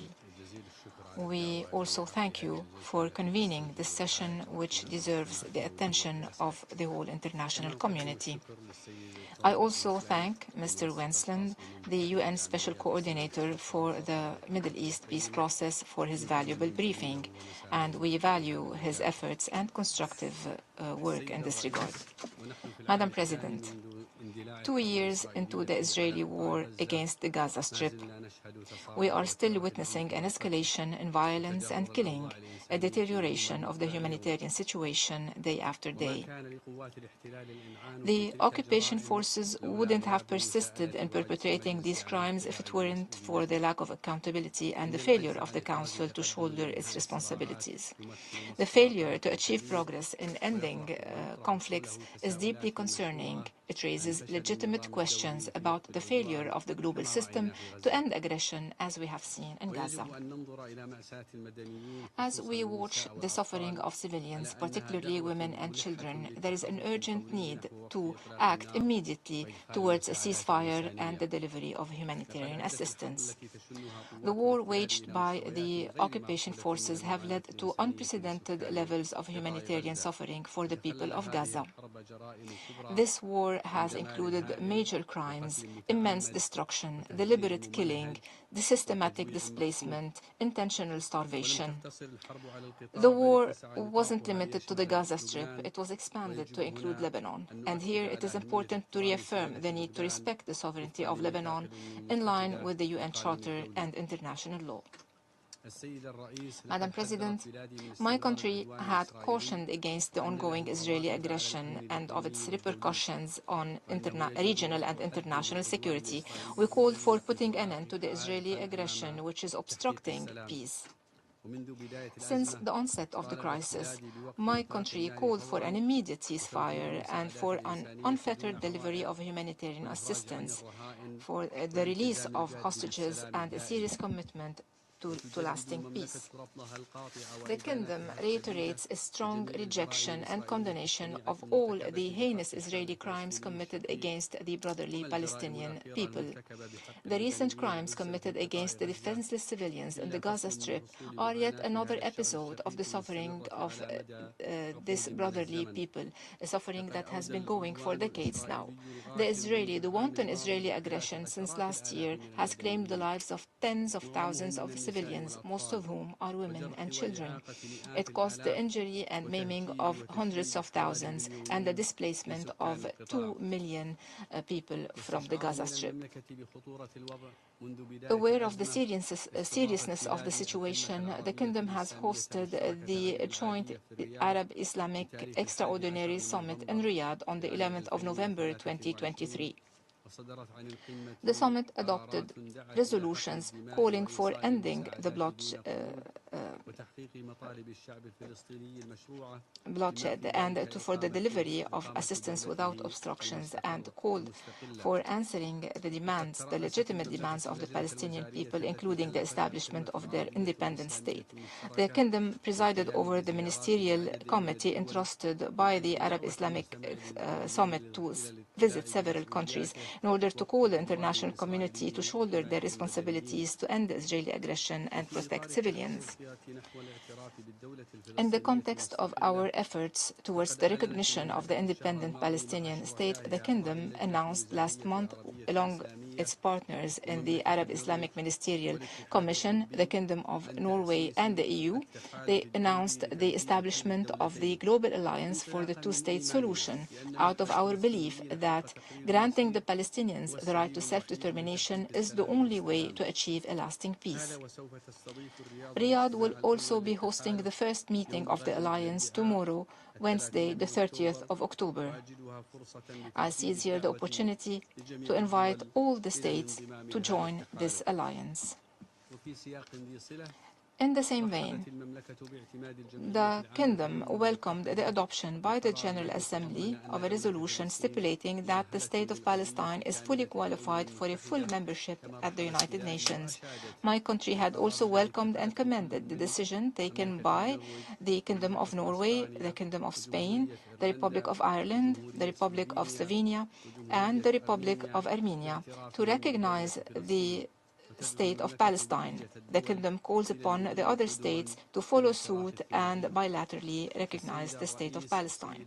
Madam President, ladies and gentlemen, on the humanitarian level, the Kingdom has allocated more than $5 billion of assistance to the brotherly Palestinian people. We have recently provided a monthly financial support to our brothers in Palestine to address the humanitarian situation in the Gaza Strip and its surroundings. Since the onset of the current crisis in the Gaza Strip, the Kingdom, through the King Salman Humanitarian Aid and Relief Center, has provided relief assistance and humanitarian assistance amounting to $185 million. We have signed agreements with several humanitarian organizations to implement humanitarian projects amounting to more than $106 million. The Kingdom will continue supporting UNRWA to enable it to provide its relief services to our Palestinian brothers. The total support provided by the Kingdom to UNRWA exceeded $1 billion. In this context, my country strongly condemns the adoption by the Israeli Knesset of laws and legislations barring the activities of UNRWA in the occupied Palestinian territories. The Kingdom also welcomed the advisory opinion of the ICJ concerning the policies and practices of Israel in the occupied Palestinian territories and confirming the unlawful nature of the Israeli presence on the occupied Palestinian territories since 57 years. Madam President, in conclusion, my country will continue supporting the Palestinian right to self-determination and to establishing the Palestinian state along the borders of 1967 with East Jerusalem as its capital. We will continue supporting a just and comprehensive peace in line with the Arab Peace Initiative and according to relevant international resolutions. Thank you, Madam President. I thank the representative of Saudi Arabia for their statement. I now give the floor to the representative of Turkey. Thank you, Madam President. I echo my esteemed colleagues to urgently call for decisive action by the Security Council to end the war in Gaza. In Gaza, every rule is disregarded, every line is crossed. Israel is committing unprecedented war crimes and bringing our region closer to the brink of an all-out war, each day that passes without a ceasefire. In Gaza, an unlawful war continues unabated. The death toll now exceeds 43,000, with injuries surpassing 100,000. Gaza is in ruins, and nearly the entire population has been displaced several times. Severe shortages of blood, food, clean water, and medical supplies constitute collective punishment for the civilian population, with humanitarian aid systematically denied or limited. Currently, over 470,000 civilians in northern Gaza face imminent threats to their lives, from bombardment to starvation. Humanitarian personnel, aid convoys, refugee camps, hospitals, and shelters have been targeted. The International Court of Justice has established reasonable grounds to believe that serious war crimes are occurring in Gaza. In the West Bank, record numbers of deaths are being reported. Illegal settlements expand while settler violence escalates. Amidst this crisis, UNRWA faces deliberate assaults on physical, operational, and political fronts. We condemn adoption of legislation by the Knesset to prevent UNRWA from operating in the occupied Palestinian territories. These bills are targeting the agency and the Palestinian refugees by halting the life-saving services of UNRWA. Indeed, the main target is the refugee status of itself. This legislation is a clear violation of Israel's obligations under international law. We also condemn Israel's attacks on UNIFIL, which is mandated by this esteemed council. It is imperative that UNIFIL fulfill its mandate, especially given Israel's clear intention to spread the conflict across the region.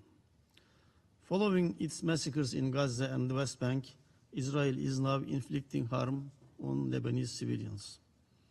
The brutal assaults in Gaza and Lebanon have dire implications also for Syria. In Iran, Israeli attacks mark a new phase in its efforts to direct the entire region into chaos. Madam President, Israel has repeatedly violated the UN Charter, Security Council resolutions, General Assembly resolutions, international law, and international humanitarian law, targeted UN personnel and the Secretary General himself, attacked peacekeeping forces, and now openly seeks to dismantle a UN agency. We urge the Security Council to use all the tools at its discretion to enforce an immediate ceasefire, unimpeded delivery of humanitarian aid, adherence to international law, and to ensure compliance. It is imperative that member states, and particularly this August Council, take all the necessary measures to bring an end to this dangerous trajectory without further delay. In this regard, Turkey, along with a core group of countries, has initiated a joint letter calling for a halt to arms transfer to Israel. We make this collective call for immediate steps to halt the provision of transfer of arms, ammunition, and related equipment to Israel in all cases where there are reasonable grounds to suspect they may be used in the occupied Palestinian territories, including East Jerusalem, as stipulated in the General Assembly Resolution ES-10/24 of 18 September 2024. This is essential to end Israel's illegal occupation, deter further violations against civilians in Gaza and the rest of the occupied Palestinian territory, as well as in Lebanon, and prevent further regional escalation. We urge all states to take a principled stance to remain on the rights of the history and join this collective initiative. The bloodshed has to stop now. Thank you, Madam President. I thank the representative of Turkey for their statement. Your Excellencies, ladies and gentlemen, dear colleagues, there is still a number of speakers remaining on my list for this meeting. I intend, with the concurrence of members of the Council, to suspend the meeting until tomorrow, Wednesday, in the afternoon. The meeting is suspended.